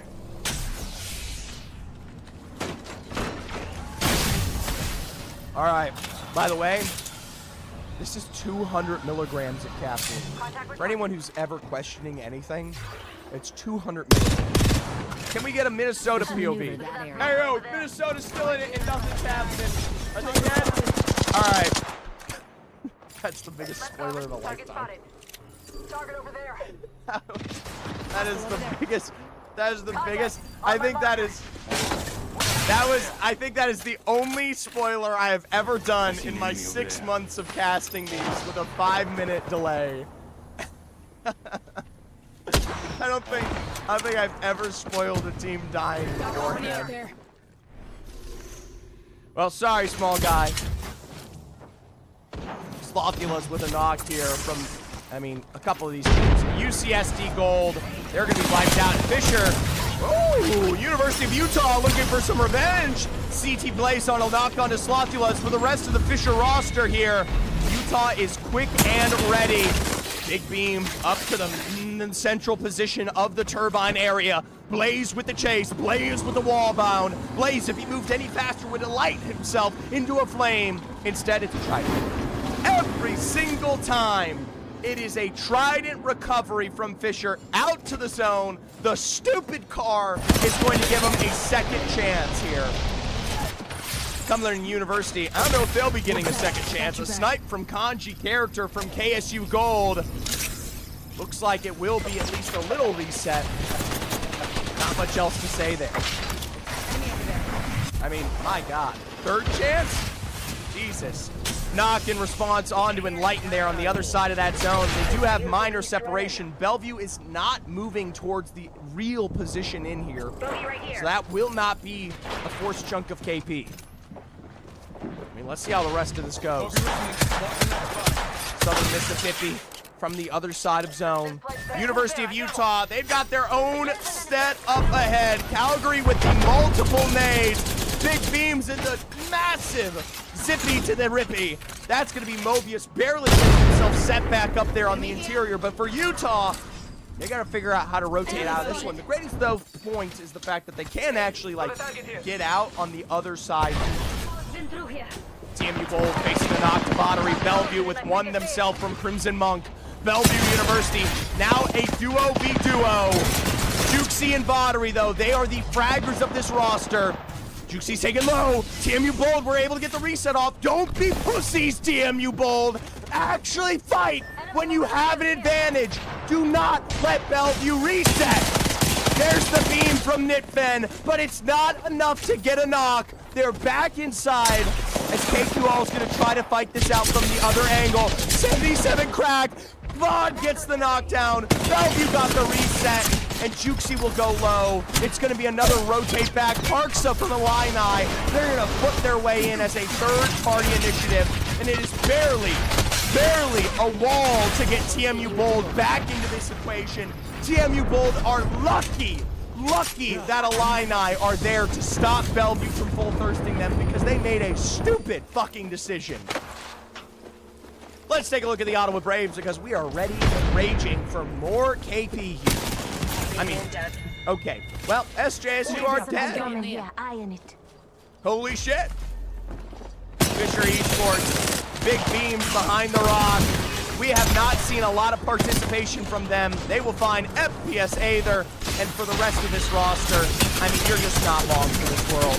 A nice Sparrow Ultimate is enough to put damage down, but for Calgary, I mean, you're praying that port's going to give you enough of a recovery, as is Lost Aimer on the inside, trying to tick this one out with the syringes, and they're lucky. They're lucky for now. Minnesota does die in the kill feed to Southern Mississippi, so your spoiler has now officially gone away. Wow, Fisher and Calgary are really playing this out towards the edge of that zone. They're not even towards terminal yet. Holy shit. Shout out to this, though. 15 squads remaining. Sadly, 5 of those squads are not in the next zone ahead here. And I don't know what the hell's going on with Bellevue, CSUF Blue, and the chaos that is that southern side next to the phase driver. We'll have to check in later. Fisher will be winning this game.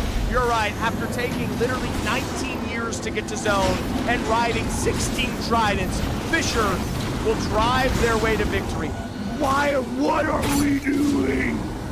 There's the scan from Fisher. They will find the balloon play, and with one rip of the that's actually a really good tack. Well, it's too late. Bye-bye. Bye. Bye-bye. That's it for Calgary. Not much to survive on there. St. Clair Saints, they got one knocked down. They're going to get sniped in the back from Mobius. University of Utah once again finding some much-needed KP after some very bad starts. CT Blaze with a knock on the Bessie. It's up to Lucky, but realistically, you're so unlucky. St. Clair popped away there all the way in 14th. And hey, guys, look, it's Fisher. I was about to be like, they see me fucking rolling. They fucking hating. Realistically, that's what the chat sounds like right now. University of Utah down to just one remaining member. And when you have Fisher single-handedly driving a trident through your entire skull, there is no safety or success. Southern Mississippi, they've been the other squad getting aggressive today. A beautiful finish against Augusta here. We'll pop on back to Fisher. It's a drop onto Golden, but for Mobius, you're still in a 2v1 behind the double knocks here. Dom 2 Crack's gonna start to look for this one out. Golden's gonna be healed up from the lifeline reset. It's a beautiful peek. The wall of healing does not get Fisher back into it. Mobius single-handedly is trying to make this one count, but the zone is burning. Fisher survived, but they lose 2. Now, Ottawa here to catch this late rotation in. Fisher are punished for poor macro decisions. You make stupid choices outside of zone, you will die. Fisher out in 11th. Bellevue caught by Southern Mississippi. Holy shit. Shout out to Utah. Mobius single-handedly ends Fisher's life. Care package over there. Ottawa here, edge of zone. KSU Gold, 151 from Kanji character. Wrecked and the rest are looking. 9 squads remaining. Cumberland KSU Black, Ottawa Braves, TMU Bold here. A couple other squads as well. CSUF, Illini Orange. We'll see how they set themselves up for this end game. Moby kills all. Moby, I believe you potentially could. Right now, the zone is currently held by KSU Gold. Hawaii has a nice rotate in from this bonsai slight high ground from the other side, but it is a fairly open-ended structure here. There is a slight height disparity from KSU. ISU has a whopping 3 placement points. How much KP do they have? CSUF, they're going to try to play gatekeepers to the edge of this zone. Nip bend from TMU Bold proves why this roster just can't get shit done. That's going to be the full thirst. And now TMU Bold are struggling here to get themselves out of this building. Held out by the Fullerton roster. You know what I say about elephants. Truthfully, and the rest of them. Let's see how it goes. Illini Orange as a duo. We saw how they protected TMU Bold. This time around, they're going to get wiped out. That tells me that, yes, USM are here for KP. Crimson Monk found off of that rotate, and Southern Mississippi, this is a feast ahead here. KSU Gold, center position, enlightened with a Sheila double knock onto none other than KSU Black roster, AQ All and Zixslut. I mean, they've just got to try and survive. There's the Valkyrie ultimate. USM's Viz will get thirsted and knocked down here. A recovery for Southern Mississippi as they're on the very edge of zone. Kennesaw Black will be wiped out by Kennesaw Gold. TMU Bold is rotating point blank into this zone. Kennesaw Gold is watching from up above. Cumberland has lost on 2. It is Kennesaw Gold's of the pudding here to get as much KP as they can, but they have so many angles to cover. 20 from Rec, a handful on the other side, and everybody wants some of that Kennesaw good. TMU Bold, fully thirsted. Southern Mississippi, no better. CSUF Fullerton, they got these resets off, and now they look towards Southern Mississippi to finish the exchange. I mean, 3v2. A barrage with nowhere to run. Fort plays for a little bit of safety. Fullerton, I mean, they've pressured USM back, but it's really not much better. Now Kennesaw Gold, a kanji character knock. I mean, this building in particular, I cannot believe Kennesaw Gold have been able to survive this long. Ottawa, Cumberland, Hawaii, CSUF Blue, and Mississippi all still alive in this final end game. This place there. Enemy spotted. Regroup here. Got an aim here. Overflow healer. Let's relocate here. Many squads nearby. Otto with the knock on to Enlighten tells me that Kennesaw Gold may not be long for this world, but they're not pushing off of this. Right here. Why am I gripping the water bottle like that? So the water comes out of it. Southern Mississippi, right on the edge of zone. Tick, tick, tick. It is not much better for Zach WTs and Viz, but they need to survive on the very, very cusp. Cumberland University down to a 2-0. That building is more than available for Southern Mississippi to play. They just have to look and find out. Ottawa on the other side. Fullerton is now rotating from the other side of Mississippi here. Ottawa is looking at this Fullerton rotate. There's the break onto Rampart. It is now going to be Southern Mississippi shot in the back here. Crimson up with a knock on one. A big beam from Cloak. And his one last remaining member out to the very interior of zone there. USM are likely dead in just a second. That zone is critical. That's it for Southern Mississippi. ASU holding on to height, but Hawaii has taken away the actual roof above here. Rectemporium's gonna go for the full thirst because he wants to absolutely, yes, secure the extra KP. It is still KSU Gold up above. Truthfully, thirsted out. 4 squads remaining, and I am pretty sure Ottawa Braves are the only full 3 duo other than KSU Gold. Now, KSU Gold, it is their chance to prove if they can escape the fraud alerts, if they can escape the doubts of this community, a new roster, no misplays, and all the time in the world to transform the expectation. Sycan is still alive for Cumberland here. Ottawa are slowly working their way in. Ottawa, though, has the control of the edge of zone here. The only saving grace for Ottawa is a potential knock against them. Big beams in the back foot there. RJ's getting pressured out. That'll be Cumberland Sycan found as Ottawa take us to 3 squads remaining. UHE, KSU Gold, and the Ottawa Braves here.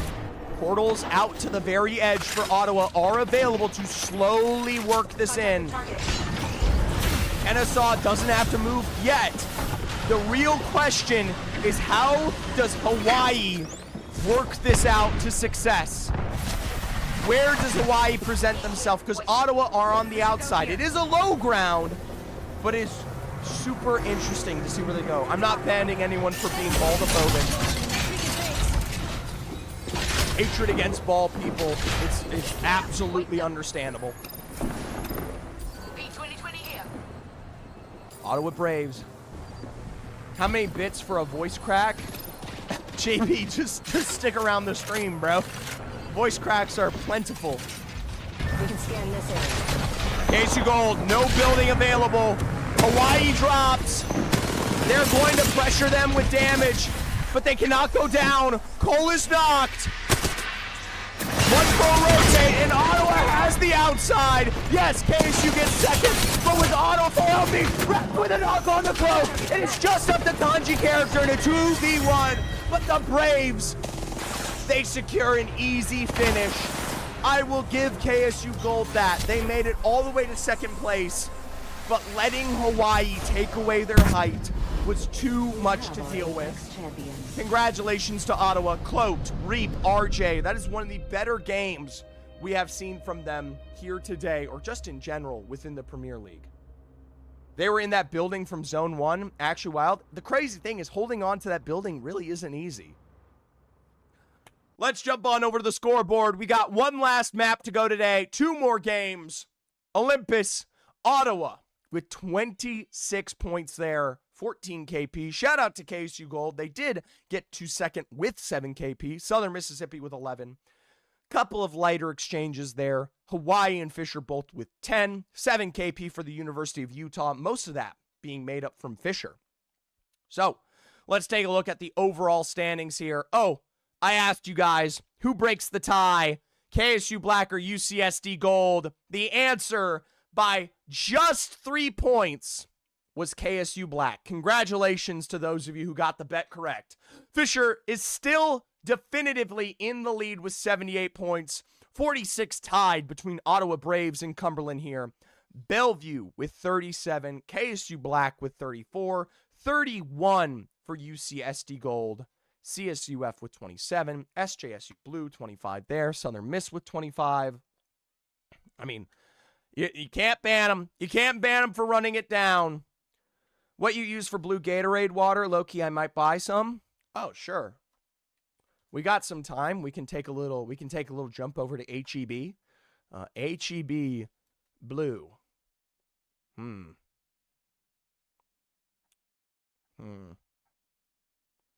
Caffeine. That's a lot of sparkling water. What the fuck is HEB? HEB is a Texas store. It's a Texas thing, bro. Here, everything's better. That's what it stands for. No. Herbert Edward Butt? Nah, I'm sorry, JP. How do you not know what you're putting in your water? I'm not. It's, where is it? It's one of these. I don't see it, but it is one of these. Lewis, you're so cute. This has to be a bit, do you not know? There it is! I use Form You Fit. He was literally the founder? Oh, I didn't know that. Wait, that's crazy. Form You Fit pre-workout, blue raspberry. And it's 200 milligrams of caffeine, 6 key electrolytes, and 2 grams of beta-alanine. So, you know, there you go. That's what the blue in my bottle is. Lower lobby, Purdue leads. Blacked by Purdue. West Virginia finally finds a dub. RIT's in third now. TAMU Maroon in fourth. There's UCSC Chopped, ISU Farmers, UCF Knights, and UA Crimson Tide. Sadly, JP, I know you're a fan of them, but I don't even see the U.S. Navy. I'm not even kidding you. I don't even think the Navy Whales are playing today, brother. I'm sorry. They're supposed to be in this lobby, and there's 19 teams in here, which tells me that U.S. Navy has decided not to play. So, anyways, bottom 8 right now. UFC, Augusta, Houston, the Mavericks, Utah. Oh my God, Utah. TMU Bold, Illini Orange, and U Ottawa. Talk about a big chunk of names here. Augusta. Well, Augusta only has 360 sometimes. I mean, damn. Tough numbers ahead here. Tough numbers ahead here. Illini's not making it. U Ottawa's not making it. TMU Bold have proven their complete ass. Maybe there's a turnaround for these 5. All right, guys, let's jump on in. And it's just in the nick of time for Cumberland University butt-fucking TMU Bold. They said lie down, spread them wide, and take it. Nitfen and the rest of the TMU Bold boys are ready to make silent farts happen here as these Tridents are extraordinary in their play. Shout out to future streams. That's it for TMU Bold. I mean, I cannot make this shit up, bro. If it's just like, it's literally just that bad. Travis, I know you love watching them. Here's KSU Gold, already potentially in a 3v3 exchange here.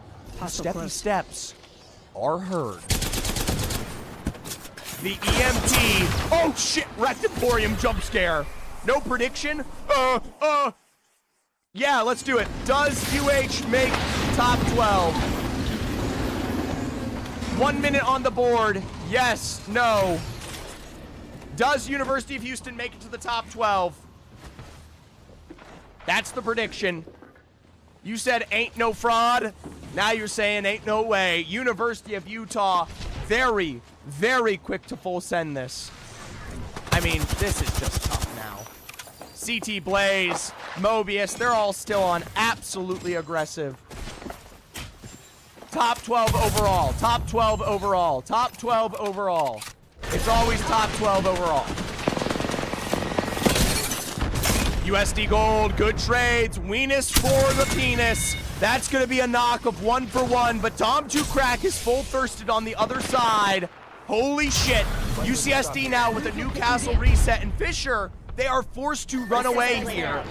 Sinbon Sim, this is more aggressive than APAC South. You want to know why? Because it's college students. University of Utah, they are going to get the KP against KSU Gold. And for St. Clair Saints, we've been waiting. We have been waiting, looking, loving, hating. Bellevue University, there's one member here left to pick up against St. Clair, but they are getting shot back from that Cascades area. For Bellevue University, they have to be oh so careful. All they're missing is the Octanes out in Inting. Trust me, sometimes we get there. If you tune into some of these other collegiate days, we do have Octanes. Minnesota State Mavericks, they are the one that tries to pressure against St. Clair. Illini Orange now are officially back to full 3 members. They are no longer a set of 2. Oh, the Blicky is not ready for the Blicky here for Parksa. The nades don't land neither as well because of the pylon. A quick down to the dirt slide for Parksa. And for Illini, I mean, why do we pressure like this? Sock Top is absolutely gutted. And now Minnesota, you have to fight it. Parksa with a drop of 1. A big rotate for Speed Demon. One last remaining member for Minnesota. Here's Illini's low. A peek around the back. A Valkyrie up to secondary height. Parksa's looking for the follow-through as Bellevue gets involved. That'll be a couple of full thirsts here. But Illini are now playing for recovery more than they are playing for any further survival. Quick slut, anybody? Anybody? Going once? Going twice? Illini Orange will be picked off, and Schmalls, by the grace of the Minnesotan gods, is allowed to recover here in Cascades. He's saying, oh, don't you know? I have got myself a revive out here towards Cascades. That's what Schmalls sounds like. Don't look it up. That is exactly what he sounds like. How the fuck did Schmalls get out? By the grace of the Minnesota gods. Parksa's already here. Parksa is pissed and in chat. I think I hear. Sorry, guys. Bellevue fucking blows. My goodness. No more spoilers, Parksa. Keep it limited. You can be pissed. I think we should move that way. Careful. Shh. I apologize for your early exit. I'm dead? I know you're dead. I'm just saying, you're 5 minutes ahead, though. University of Hawaii will get their reset recovery. Stormcatcher is the place to play for this endgame. Fisher did just get themselves set back up towards Echo HQ. Bro, you stink. 19 is off POV. Damn. Fucking trolls. Bellevue University, they're far from trolling. Massive damage from the Spitty on the outside there. It is another crack play, and the 173 knock on to Truthfully there. Jukesy from the other side, and Bellevue University is starting to look like a real team. Some would say they would disagree. I would say, here comes Muffins. I like this. Able to get the fence line broken. CSUF Blue, they are able to get that Newcastle reset. There's the mobile shield in the castle wall. And realistically, Bellevue, I mean, this is... You are playing with Kittyland setups here.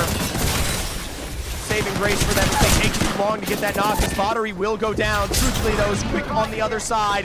Jukesy and Muffins looking for the drop around the castle wall. Very, very respectful of the Watson fence lines. Jukesy will be pulled off. It's up to Muffins. He's going to take the stun. Muffins might fuck this up. He's not good enough. Muffins was never good enough. Bellevue's wiped out by CSUF. Holy shit. If it's left up to Muffins, you just know it's already over. Fullerton gets the full wipe there. Shout out to the recovery. The Newcastle comes in clutch. University of Utah, they're trying to set themselves up for success here. FPSA, their Harvesters picked off, and Calgary, you got one last remaining member on the inside here. Big beams from CT Blaze. And actually a good dodge of the nade. We're going to see how much farther Utah chases this one out, because for Lost Aimer, I mean, we are just all the way out to the edge of zone. I doubt they chase this. Cumberland University, a quick revive onto Slasher, and they're going to wait till they get that Evo in. Lost Aimer could be running into them. For now, let's jump back on over to the Ottawa Braves. A 3v2 scenario. Southern Mississippi and Fisher. Very, very close. Featuring POV. Cobain POV. Anyways. Fisher stuck in Jurassic. No KP. Everyone in this lobby has actual brain burns. I was gonna make an arcade joke, but I'm just not good enough. University of Ottawa Garnet. They have been failures all day long. There's no way to sugarcoat this. They have been constantly outgapped by some of our better teams here, and they are looking like lower lobby chubs ahead. They need to turn this one around. UCSD Gold and CSUF Blue, they have a position in zone. I like Augusta's main spot up on this high ground, but they're going to have to hold on to it. Holding on to that position this early for Augusta is very, very hard. University of Ottawa Garnet, though, they have a very close walk into this zone. They've had a tough day. This is their chance to turn it around. If they can't, I got nothing much to sell. University of Utah showcasing another fantastic Trident rotate. Calgary was inevitably finished off as that final rat remaining. Most of our teams are getting to zone. Shout out to Fullerton. They take the wipe onto Bellevue. Now they're in Lagoon. That's a great position for them. Oh, hey, soul sister. Hey, mister. 14 squads remaining, and you can see a little bit of pressure for these teams to perform, given that they are trying to avoid that bottom 12 right now. Yo, Coozer, can I have the browser source for the live ticker up above? Am I allowed to have the ticker, Coozer? Can I have the browser source for that? Can you just send me a link of it? Someone message Coozer. I want the ticker, guys. The ticker helps everyone stay and pay attention sometimes. You know what I mean?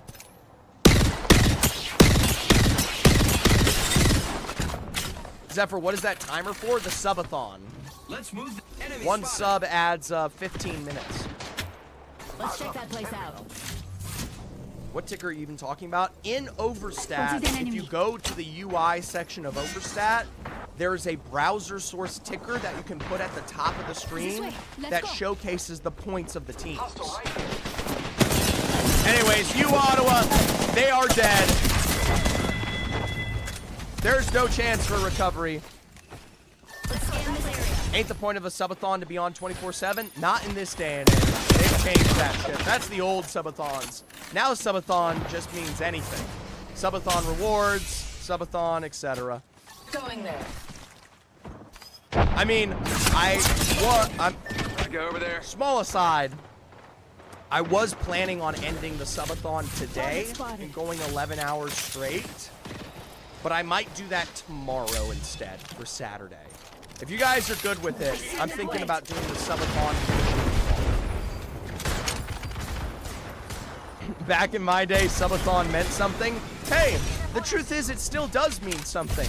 We've gotten 532 fantastic subs, right? That does mean something. Just because I can't stay awake doesn't mean those subs didn't matter. I'm an old man. I'm 24. SJSU, they're about as old as it gets when it comes to seniors in this lobby. Slasher, I don't know how old he is. I mean, this is really a tough spot for them now. Stuck as a duo. Nikosu's picked off. Cumberland does a great job, but it is a combo between Cumberland and Slasher and Future Streams. Big break, and it is possibly last chance ahead. Time to get a real job? For me? Bro, I make thousands off of Twitch. I make thousands off of casting. I don't need a real job. What are you talking about?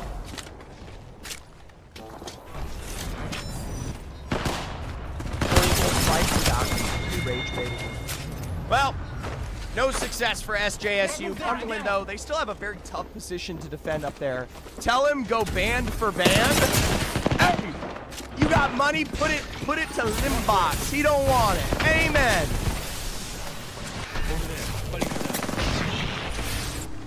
Lagoon. A setup ahead here. Two teams on the interior. Ottawa's got themselves, well, maybe some KP, but University of Utah have finally looked better. Still, a good crack from RJ. One final beam, but realistically, as the Braves reach the choke, Cumberland University are happy to finish off these late rotating squads. Fisher is still alive, and they are in the heart of this. I have a question. What's up with rage baiting ISU so much in the rankings? ISU, they're not that good. They're lower lobby and barely competitive. That's barely, they're just not that good, bro. I mean, let's not even pretend. It's not even rage bait. It's just not that good. Haymakers, you guys got to prove yourself next week. You've first match day of a new roster, and you don't look that good yet. That's not even that rage baiting. If you guys have a bad week next week, you just reaffirm your current position. If you have a good week next week, great, you recover. You got fifth and dropped 12 spots. Yeah, but you didn't look really good. Kind of looked like failures. If the expectation is first place for ISU Haymakers, you don't look good. Baltica, exclamation point now, exclamation point leaderboard. 8 squads remaining. Dallas and Zach W. Keys, they might be soon to grace a 7th position here. Minnesota State Mavericks, we have not talked about them for long. They are pseudo in this lobby. There ain't much to say. KSU Black on the other side of zone there, controlling this low ground. I still like whoever's up on height. It is Cumberland, St. Clair, and Augusta over towards that eastern side. I mean, this is a tough spot. Yeah, Southern Mississippi was that next team wiped out. It is in part by Future Streams. Future Streams single-handedly is getting a response, but KSU Black are here to punish it out. Kindly Monkey, get this full thirst. Fisher Esports on the low ground. No full thirst. Also, you scared to cook off against me or something? I'm not participating in the IRL Olympics. I'm just the host, Kayak. I'd love to do a cook-off against you, but that's got to be a completely different event, bud. The IRL Olympics is for the collegiate players, right? It's not me. I don't participate in any of that. I just torture the players. St. Clair Saints. They do not make those P2020s look strong at all. 5 squads remaining. That's going to be it for Fullerton. As good as they were, it's a knock from Slothula. St. Clair slowly working this ahead. And Fisher with a drop onto 424. Augusta losing a member. Fisher healthy here. Kennesaw Black, not much better themselves. Fisher's going to start to rotate this one ahead. They have to be careful. Cumberland are still up on height here. It is a double knock against Kennesaw Black. Stuck will be wiped out in pieces here. 1 remaining member for Kennesaw as Augusta goes down. Fisher is playing the outside. Cumberland University all the way towards the very, very side of zone. Fisher is looking for the peak here. Future Streams! This extension onto St. Clair could be the finale of their life. Kindly Monkey, the single rat remaining between Fisher and Cumberland. Fisher has taken, though, so much great space there, and they will take away KSU. It's a 3v3. Fisher versus Cumberland. Big beams from Sykin. The G7 Scout, and there's the knock on to Dom to crack. Cumberland in the straight 3v2 situation here. They've got the angles for days, but they're still paying their respects. They know how good Fisher can be. 2v3, height in Cumberland's advantage. Now they are just sussing out the end of Fisher Esports here. Knockdown shields up above. There's the complete thirst on to Dom to crack. Fisher are so good that Cumberland have to respect this exchange. It's going to be Future Streams that starts it off, though. I guarantee it. Sloth on one side. A couple of good tacks from Golden. There is an EMP available in 8% here. It is going to get broken, but with the zone closing, I mean, this is a slow-off finish from Cumberland, bro. Have a little confidence. Have a little confidence. Pure, thank you for the like on the live. Woo! Slasher's low. Sykin is healing. I mean, this has got to be a Cumberland win. You can't throw this. Future's back towards the edge. Finally, Sykin will get the knock on to Slothulus there. Golden, as a pro as you may be, in a 3v1 scenario, it is going to take a Hail Mary to get the job done. Golden from the other side. A burn onto Future Streams. Why is Sykin dying to zone? I won't always be What are we doing? Finish the game! Finish the game! What? Golden's still alive!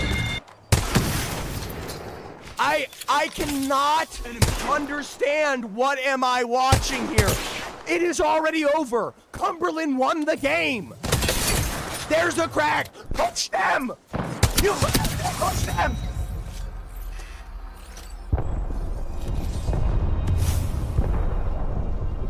Congratulations to the second dub of the day for Cumberland. I don't even... Ex-champions. I don't know what I'm watching. I'm happy they won, but like we seriously cannot be like playing that way in a 3v1. Like, it's... I love you, bald man. I have hair. I have hair. Look at it. It's right here. I have hair. Look at it. I'm not bald. I'm not bald.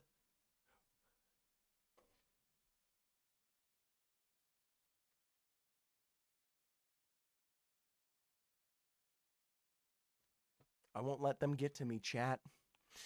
I won't let the demons get to me. Zephyr is bald? All right. Scoreboard on the way. I asked you guys before this game, will UHE make it to the top 12? The answer was just a excellent no. Congratulations to those that pick it. Bro, it's chill, you rock it well.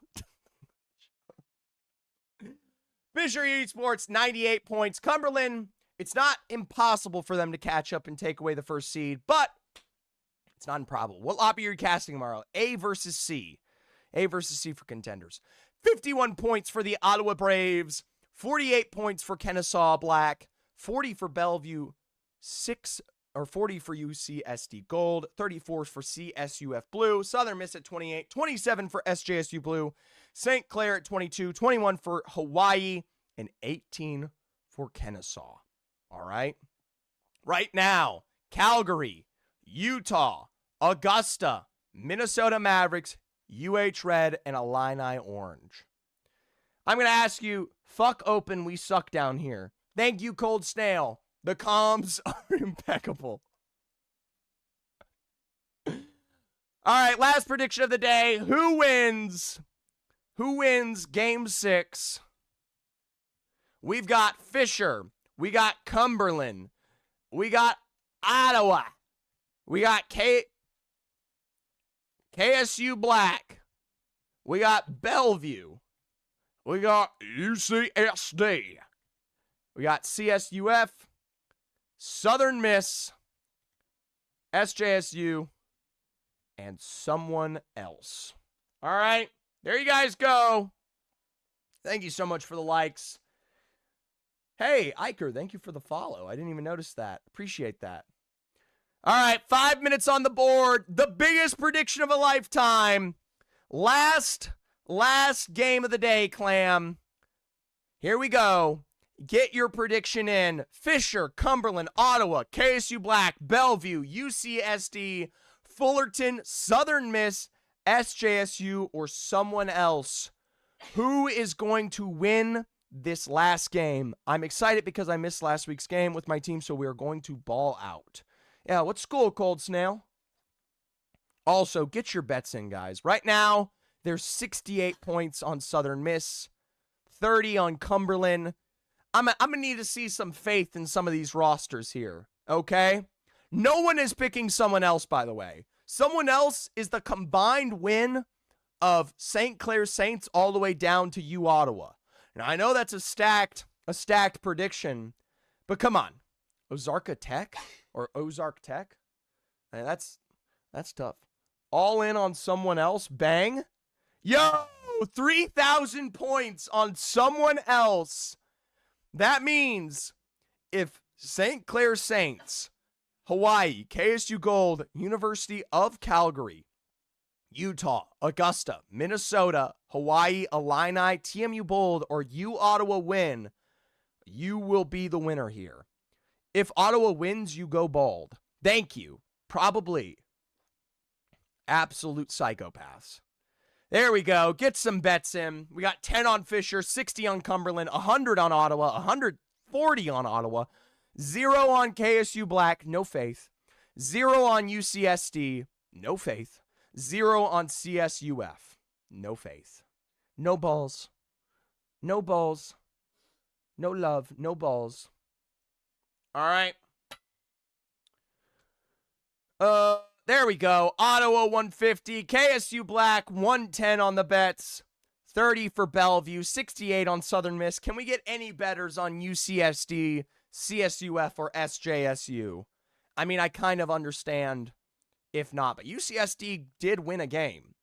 They are win proven, guys. They have the first game win of the day. 24 of their 40 points.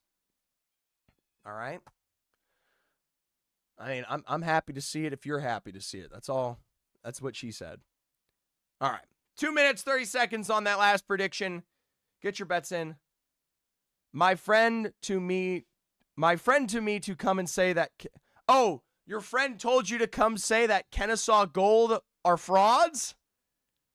Laser powdered toaster. You are starting. I don't know why. But we are starting the end of love and appreciation for Kennesaw Gold. I wonder who that was.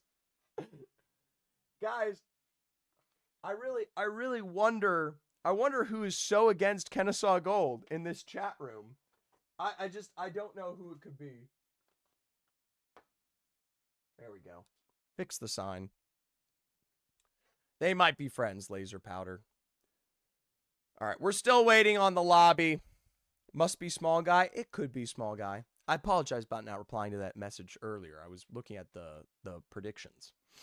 Which, by the way, minute 30 on the predictions. Purdue Black still leads, by the way, in the lower lobby.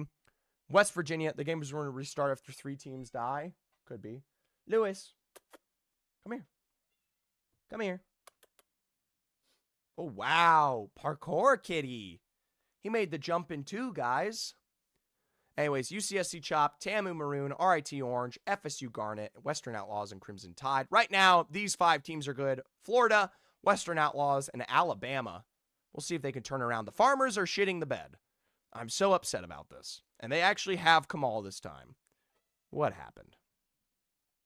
I think his Twitch has the word Caribbean or something. Yes, Laser Powdered, you're talking about Travis's Caribbean. Wait, no, come back. I want to show chat. Lewis. Louis, Louis, Louis. He is a cute little bunny. He is so cute. He is the Louis. He's the best around. There you go. Little neck scritchies. He also likes his ears scritched.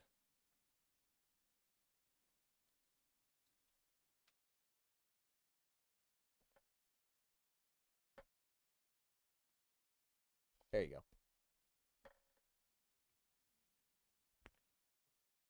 Guys, look. I bought him this bow tie.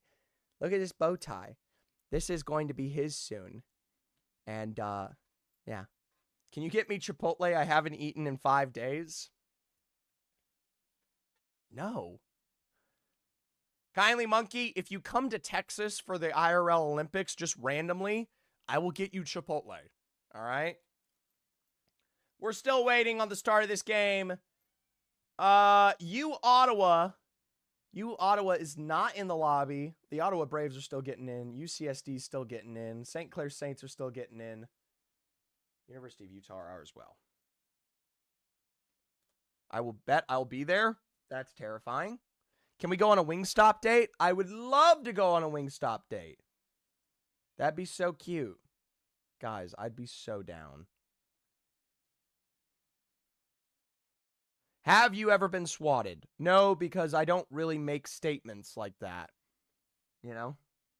Did you all die or something? Why are you all in here? The game crashed. The admin crashed this time. Hold on. You guys want to see Lewis play for a little bit? Because it's going to be 5 minutes till the game starts, so we might as well do something cute. Yeah. Ah, fuck.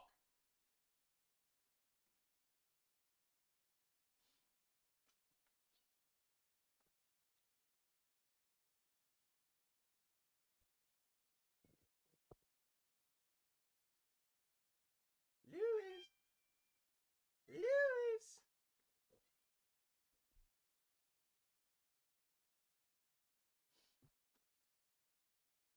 He doesn't like being on the chair. The chair's too spinny. Come get it. He don't like being on the chair. The chair spin too much. I wish I could like show this better. There you go. Low camera POV.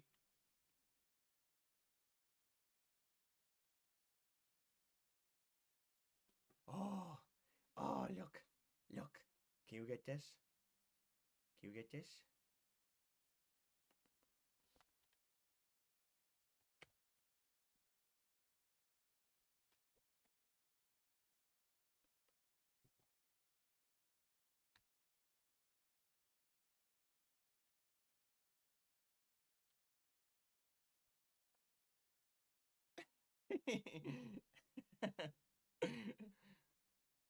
Let's see the keyboard. Sure.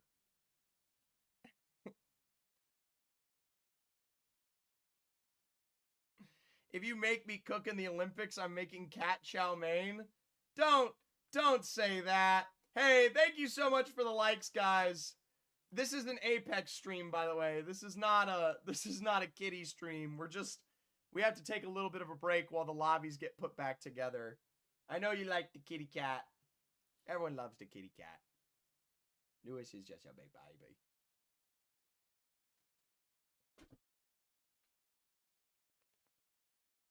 The bird fly, and then the bird lands on my shoulder. Here he comes.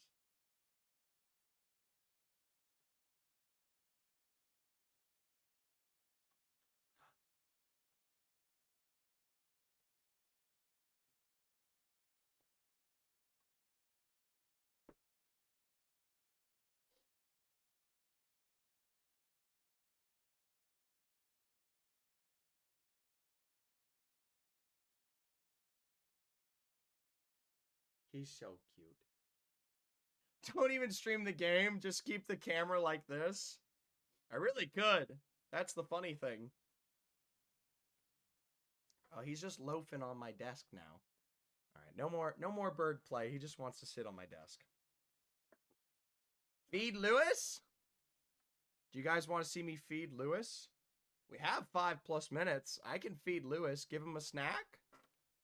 Here. Actually, I can technically feed Lewis. Let me just turn on my camera source. Swap the cam and game. Swap the camera and game.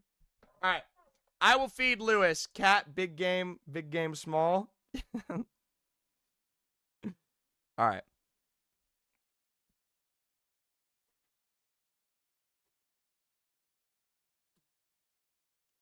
Okay. I'm adding my camera. Allow. No audio. Back camera. All right. I'm going to switch over. I'm going to switch over to my secondary camera here.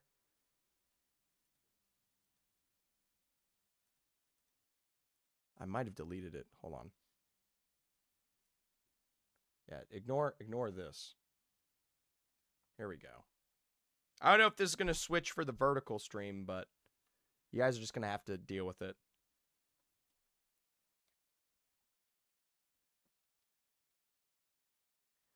https video.ninja view equals pfrtxby.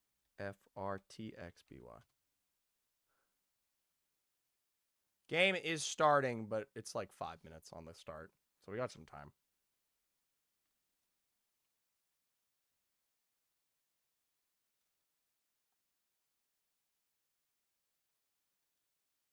Okay. Video Ninja. Let me make sure I got the... Oh, I didn't get the link right. Oop. Yep, there we go.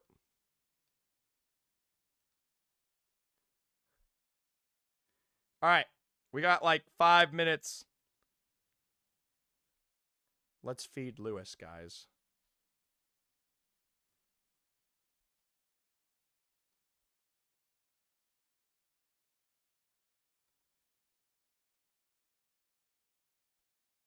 You're probably not going to be able to see it, but you're not going to be able to hear it, but let's feed Lewis. Also, thank you for the 1,000 likes, by the way, on the live. Hello. Is it time to eat? Is it time to eat? Is it time to eat?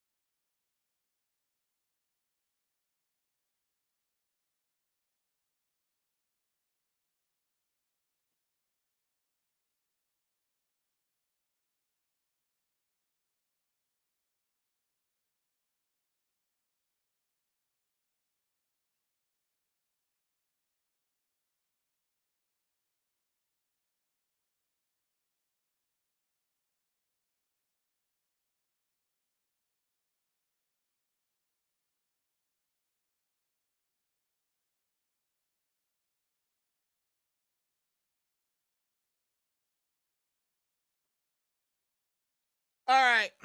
That's it. Love you guys. Thanks. The games have officially, I believe, just started. So, that is that was the Lewis feed camera. You also got to see around my apartment for like 2 seconds. He's a good boy. No you, Ottawa Garnet, this time around. The rest of the lobbies have come to play. In the bottom right, though, someone is missing. I do not see who that is. But someone is going to be playing this out as a duo. That is Team 20. I do not exactly know which person in the lobby that is. Either way, I'm going to pull up the scoreboard on my other monitor. I advise you to do the same here because it is not only a race for the finish, it is also a race to not be in the bottom 8. Ottawa Garnet has already proven they're going to be in the bottom 8 today. Teams like Cumberland University are safe. They're in second with 73, trying to over and supersede Fisher Esports here. We are... Okay, shout out to TMU Bold. Apparently we started the game by drilling the Trident. Alright, what? TMU Bold, they got all the time in the world to be absolute goofballs. And apparently they use that to, I guess, start it with a full send on to the likes of that Trident there. We'll see how the rest of this goes. 19 squads remaining. Team U Bold is one of those teams. They are currently in 19th with 7 points. To get to the top 12, they don't need much. They only need 11 points. The problem is, you've got Cumberland University ready to take your name, number, address, and just about anything else to say, fuck you here. If TMU Bold die to Cumberland in this exchange, they will be in the lower lobby next week, which is where you get less points overall. A couple of snipes here from Future Streams and the rest of this team. Take your time. TMU Bold, the best option for them is to try and figure out how they can get out of Cenote. I mean, an exit strategy is the strategy. Getting away from Cumberland is how you survive in this game and get the necessary 11. You need 12. What is it? TMU Bold only needs 12 KP. Sorry, 12 points. TMU Bold needs 12 points. That's 7th with 5 KP. That's 4th with 7. That's 2nd. I mean, these are big games for them, but they just don't choose to run. Well, Future Streams up above. A break on the Bangalore. And for TMU Bold, the end is nigh. This is a squad that will not survive. They will not thrive. They will get butt fucked. And, I mean, they had all the time in the world to get a crack from Future Streams again. Another break onto the Bangalore. And we are playing ends against the middle here. Nitfin down. Xylut again. One remaining member. And for TMU Bold, they take the lower lobby ready and willing. That confirms 2 of the 8 teams that will be in our next lower lobby here. TMU Bold and U Ottawa Garnet. University of Hawaii, they are currently in 11th right now. They are secured for the upper lobby, Care package over there. but they need to hang on successfully. They can't just give this one away for free. Okay? So, we'll see how this one goes. They're going to fly out. Southern Mississippi Esports are heavily, heavily happy and safe. Oh my god, they're adding drop ships back to rank? Oh my god, Diamond Plus will use drop ships. Yeah! Let's fucking go! Also, let's go to UCSD. So late, I'm busy, bro. I have to do this shit. Avoid this location. Anyways, bro gets his notice from Internet Explorer. I use Firefox, okay? University of Houston, though, this is a team that needs to level up their... No, they're fucked. It's Bangalore. you're screwed. It's Bellevue. University of Houston will be joining the lower lobby ahead here. They've beaten USM, but they will not beat Bellevue. All right, Muffins, Jukesy, Vattery are just simply better.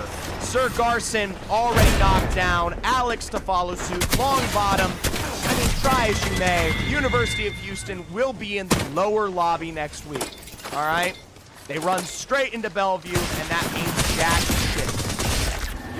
That leaves Illini Orange, Minnesota State Mavericks, Augusta, University of Utah, and Calgary to try and make it to the upper lobby here. That is 3 out of our 8. Fullerton, they are currently in 7th with 34. They are likely to be fine. They will maintain their upper lobby position. Caustic unban? No shit, really. Did we go all the way around in terms of the scores? We should head that way. My God, we did. Caustic is unbanned going into this game because we went Caustic Catalyst Rampart Watson. Wow. Control Legends getting the brunt of the selection. KSU Gold in 12th right now. If they die to Fisher, this would be the chance of a lifetime for these lower lobby teams to switch. If you're Travis's Caribbean, I mean, you've been waiting for this all day long, but Kanji character's going to try and thrive. A final snipe from Golden, and that'll be the death of KSU Gold. Illini is eliminated in the meanwhile. KSU Gold has likely now given a solution to teams like Calgary to jump up above here. Remember, KSU Gold, we're in 12th. You need to make top 12 to be in this upper lobby. So dying in 16th with 0, that opens the door for Utah, Calgary, or Augusta, or Minnesota. Those are the 4 teams that can overtake now. Little beam from Hawaii. They're trying to get their jump out from 11th. Winning this fight would keep them safe and secure. Losing it would maybe drop them down. A beam onto Banana, and it's Ottawa with the starting lead. Zach W. Keys does find a knock on to Reap, and for Ottawa, this is not a safe fight. That might be the recovery for Hawaii. Up top. Still a separation on Banana. Down below, Ottawa, USM.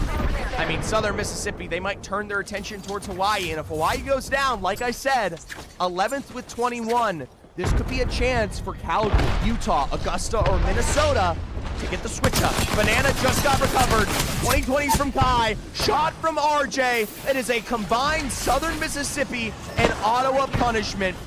Banana can't be that much healthier. The gas traps are a little bit of a struggle for the Southern Mississippi roster to build into here. Try as they will. Kai is getting revived in this zone. Here you go. University of Utah, they need this low ground success as much as anyone else. Dom to Crack is not in the picture here for Fisher. Utah have beaten Fisher before in Olympus and have the choice to do it again. Kai and Banana are officially down. That leaves just one remaining member for Hawaii in this fight. USM picks one. Southern Miss picks up the other. Fisher Esports will be wiped out by the University of Utah. This is also a chance for Cumberland to take first place. Minnesota eliminated here. Hawaii also eliminated. This is now a chance for Calgary, Augusta, and Utah to jump up to the top 12, and Utah has picked up the KP to potentially do it. Mobius with a knock on the Lost Aimer. University of Calgary could be dying out here in the exchange, but it is a 2v2. There's the drop to the low ground. FPS Aether, Carvister. They're playing this slow from height. Lost Aimer has not been full thirsted here. SJSU is wrapping from behind. They could be the nail in the coffin for Calgary. Utah v. Calgary, the competition for the top 12. One remaining member for Utah. The vote says for either. That's it for Utah. Calgary and Augusta are the only bottom 8 teams still alive. And for Calgary, SJSU are right behind you. You now have to survive against the world. EMP, SJSU for the play. A flesh found on the 2nd floor, but you're basically locking yourself in. Shout out to FPS Aether, though. able to run to safety. Calgary will survive. Cumberland University, a knock on the Muffins. It's Bottery and the Bellevue boys versus Cumberland University. That's going to be Bellevue wiped out. Holy shit. That's Bellevue done. Fisher done. Cumberland, if they do not get wiped out here, Cumberland only needs, it's not only, Cumberland needs 26 points to get first place. 26 points is a win with 14 kills. It's very doable, but for now, Ottawa are taking away some of that KP. Ottawa, 51 points overall. They are going to try to overtake Cumberland. They're right next to each other. 9 squads remaining. And right now, if your name is Augusta or C or Calgary, Enemy spotted. Augusta and Calgary can just ride the placement up to high. It is starting to actually get legitimately available here because KSU Gold and Hawaii died early. Because KSU and Hawaii died early, Calgary can make a switch up as well as Augusta into the top 12 here. One squad in the area. I mean, yeah, University of Utah did die, but I think they died a little too early. I know University of Utah got 3 KP, but it's not going to be enough probably. Calgary will get found in 9th. Now that's 2 KP in some, or that's 2 points from placement in some KP. That should be enough from Calgary to overtake into the top 10. Dean, this is in fact the last game here. Game 6 on the day.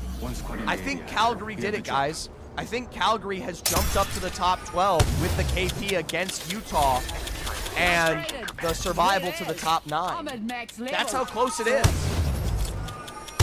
Okay, no spoilers from other lobbies. I understand now. Hey, no worries. I saw West Virginia did win 1 game earlier today. I'm very curious to see if they won another.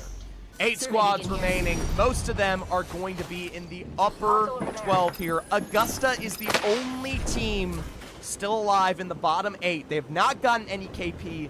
They are currently tied. They are tied with KSU Gold for the top 12 right now. If Augusta gets any KP, if Augusta survives to 6th, just getting to 6th place for Augusta would be enough to qualify for the top 12. I'm a fraud? Dean, no spoilers. No spoilers, Dean. SJSU flew in 9th overall. You saw a little bit of their KP. They should be fine to qualify here. They're just chasing a switch up between Southern Mississippi now and CSUF Fullerton here. St. Clair Saints, they're also in 10th overall. I mean, a lot of our top teams here are still alive. CSUF there. Hostile over there. No. Don't. Fucking Lewis almost shut down the stream. Oh my god. Lewis almost turned off my PC entirely. Oh my god. Why is USM in 8th? They've had some struggles today. UCSD in 6th overall. We're going to see if they can try to win this one out. Take Lewis's burns. I cannot stop the cat from touching my power button, guys. I'm sorry. Kylie Monkey with a double drop onto Augusta here. Augusta is 1 member remaining. If they die right now, this may not be enough for Augusta to survive. Augusta just has to rat to the top 6. Reap with his knife onto UCSD from afar. Cumberland are going to look for this height to keep fighting against UCSD as the Nox gas grenade gives them their entry. Habaneros down. Recovery's up above. There's going to be the re-knock onto Lucian. 1 remaining member for UCSD in Weenus here. Cumberland needs just 1 good pickup, and that will be gold eliminated. Augusta made it to top 7. I don't know if that was enough for Augusta here. Final couple of squads, SJSU, St. Clair, CSUF. We'll see how it goes. No spoilers in chat, guys. No spoilers in chat. No spoilers in the other lobby. No spoilers in the lower lobby. That's what I'm saying. I know it's the other lobby. I checked the other lobby at the end of stream, not for you. Come on. Let's go this way. Ottawa, Cumberland, KSU Black, driving participants for this end game. Ottawa in 3rd, KSU Black in 4th, Cumberland in 2nd right now. I mean, I just asked about one fight. You don't even know which one, bro? I don't want to hear about any of the fights. Save it till after the stream. Go suck them off in the DMs. It's not that complicated, chud boy. KSU Black, Kraber in the hams of Limbox here. SJSU did get that knock onto Fullerton. There are no squads I near mean, let's us. see how this one goes. Most of these teams are going to have to fight slightly out of Python. Another knock onto SJSU. CSUF versus SJSU, building for building here. St. Clair Saints could third party this. Fullerton was able to get the revive off, and it's a beautiful rotate from Allow to get the knock onto Viking Cap. One remaining member for SJSU, and they will be finished off here. A third party from the St. Clair Saints, though. Up on high, though. Crimson Monkey will be the difference maker. Stops the assault from St. Clair. A nice reset on it, truthfully, and St. Clair could continue to step up here. CSUF Blue keeping themselves healthy. St. Clair still not in zone. Ottawa, Cumberland, and KSU Black. Scan this area. I mean, this is a position end game of a lifetime. Your second, third, and fourth place team. Right now, by the way, the race between third and fourth is a 3-point difference. Fullerton and St. Clair Saints. Target spotted. I mean, 7th versus 10th place. Not as deep in terms of the depth of the upper leaderboard here. But hey, you can change your fate, remember. We'll see how it goes. Big break on the door line. Bezi's going to try to get those brakes on the gas traps. Gas for gas here. St. Clair don't have to directly fight this, but they are going to keep looking for it. A slide on the interior, and, well, Fullerton has already moved ahead. That is going to give St. Clair, though, space into this next zone. Limbox with a caustic gas knock onto Reap here for Kennesaw Black. I don't know if they have the distance to fully fight this one out, but they're going to look for it. Gas trap sticking. Kennesaw double knocks here. Cumberland could easily come in full thirst. Both of these teams. Oh, finding the crypto before they go invisible. It is an incredible wrap here in future streams. Ends Kennesaw Black. Cumberland are now in the prime position to take away first place from Fisher Esports. Future Slasher and Syken. I mean, the means of a lifetime here. There's the full thirst on the RJ. There's another chunk of KP. They are currently at roughly 10. They would need to win this game, like I said, with 15 KP to overtake Fisher Esports here. I mean, we'll see how it goes. CSUF, St. Clair Saints, the minute this fight breaks out, it's a trade for trade, and that will be the end of both rosters and a Cumberland dub potentially. They're playing it slower than I thought, though. See how it goes.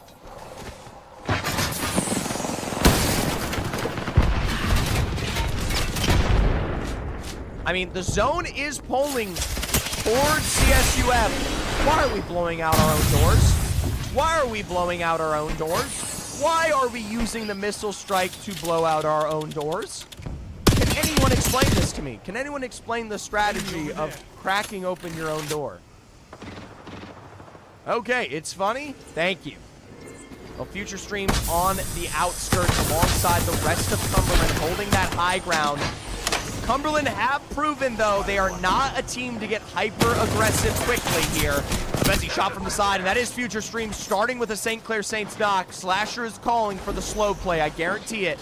The future's going to keep trying to look for the start of the end. St. Clair likely to be held out here as a new castle wall is being set up by Fullerton. Big beam and another crack there. Nade spam coming through, and single-handedly future streams is the entire Cumberland roster.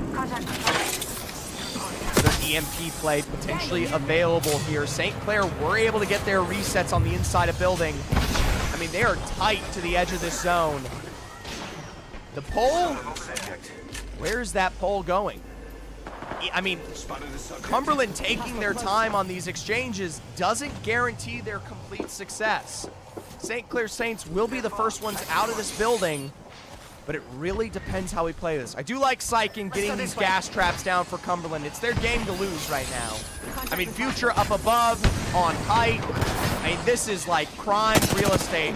St. Clair Saints have moved to the pyramid building to give them, I guess, some sort of extraordinary positioning. It's better than where we saw the pressure from Cumberland initially, but hey, this is tough. Syken and Future moving further forward. Slasher playing the back foot in this fight here. It is not all said and done. If Future Streams gets traded out, could be potential Cumberland wipes here. St. Clair Saints are going to be one of the first rosters to move in this exchange. Future Streams and Syken are ready, willing, and waiting. The gas trap's already being blown out there on the other side. It's a little tick of flesh. CSUF Blue, they've got to try to figure out their own exit strategy, because for Future Streams and Cumberland, wiping out St. Clair Saints is a easy chunk of knocks ahead.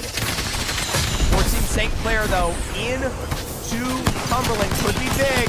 Truthie's going to get shot out from above. Cumberland are getting absolutely the prime positioning of a lifetime with the gas traps here. And now Slasher, finally stepping over the ridge, will get the knock onto Rusty. St. Clair Saints down to one remaining member. CSUF going to get beamed out on that drone. Truthfully, no better. There's the drop from Syken. Another crack on the low ground as Future Streams is healing. St. Clair Saints are getting absolutely peppered around the back as Cumberland will start to drop to the exterior here. More beams from Future. A complete wipe against St. Clair. And now CSUF are stuck inside the building. I mean, gas trap for gas trap. This is a CSUF failure here. Cumberland now, I mean, you will dive with the Newcastle wall, but with the slow play baked into success, it is a third Cumberland dub on the day. 3 wins for Cumberland University here. I mean, it was their game to lose. Truth be told, anybody who plays from that height, had it been Ottawa, that fight, by the way, that fight between KSU Black, Ottawa, and KSU Black, Ottawa, and what's it called, was critical. Your overall is updated. Well, we'll take a look at the first scoreboard, and then we'll jump to the overall. The winners of today. I said you needed 14 KP to do it for Cumberland University. Let's take a look and see if they were successful. Just barely by 1 point, Cumberland has overtaken Fisher. If Fisher had taken these games just a little bit more seriously, they might have walked away with the dub. Congratulations to the one person, by the way, in this final game who bet on Cumberland, Cold Snail. You are walking away with a 4K banger of points there. All right.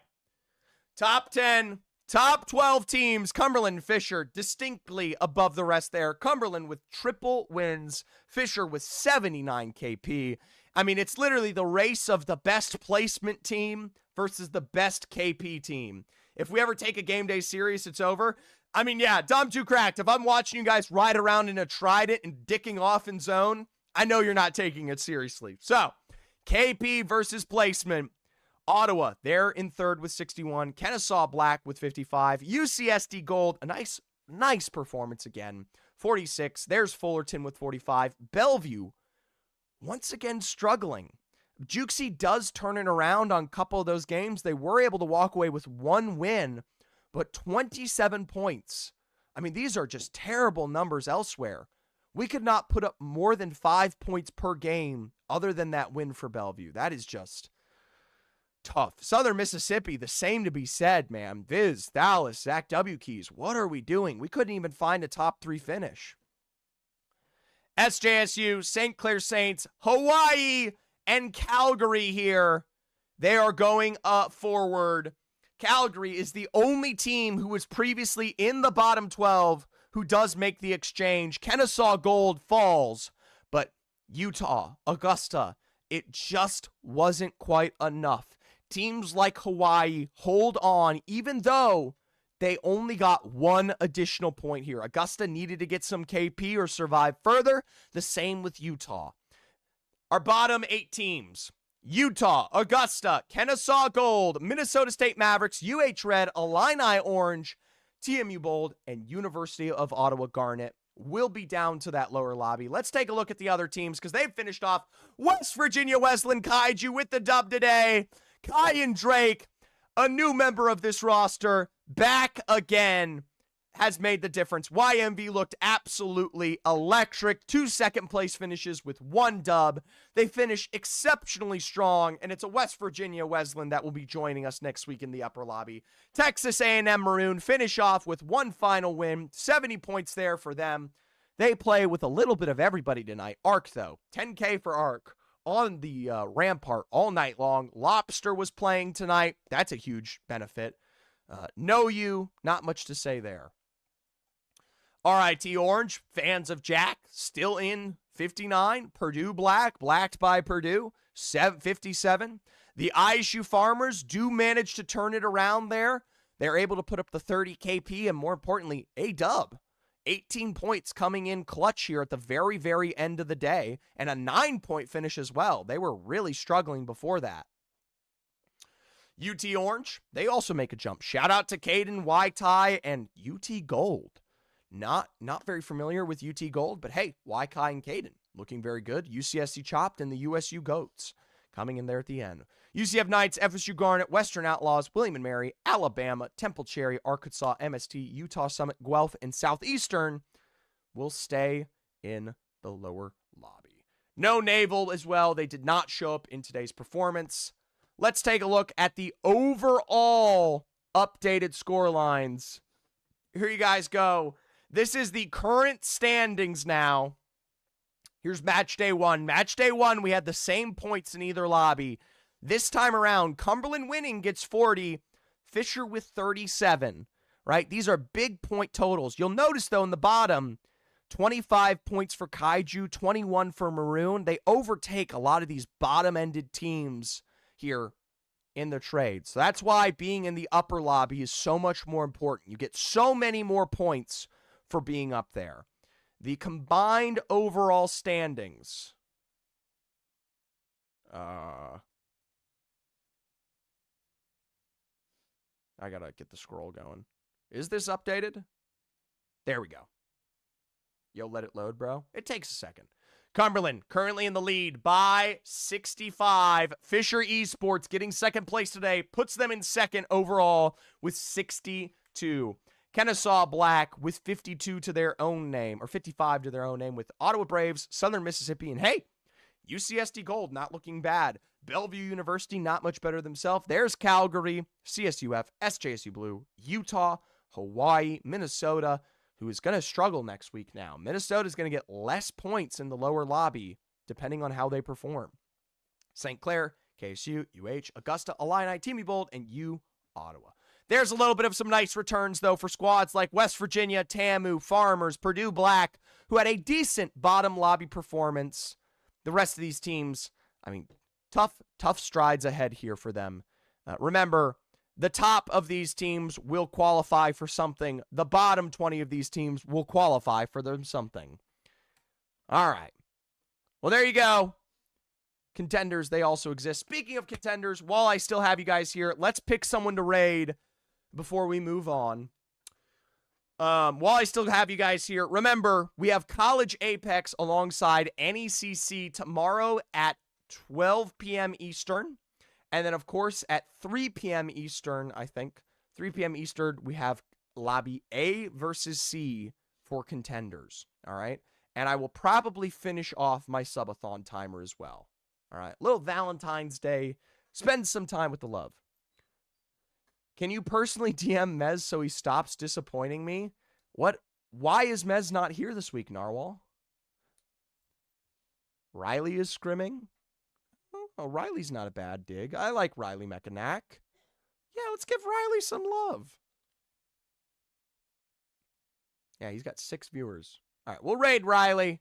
I'm going to look at this last Narwhal Boy message. Tune in tomorrow, by the way. Consider following, consider subscribing, consider joining the Discord to stay up with all the collegiate action. As always, you guys are fantastic. I'm sorry about the delay on that last game, but hey, what can you do? All right, I'm going to get this raid started on Riley Mechanac. He's got 6 viewers. He's a former collegiate player, current pro, and he used to play for UQTR about a few years ago. So, if you guys want to give him some love, give him some Zephyr love. He is a shooter. He is a beamer. That being said, I will see the majority of you hopefully tomorrow.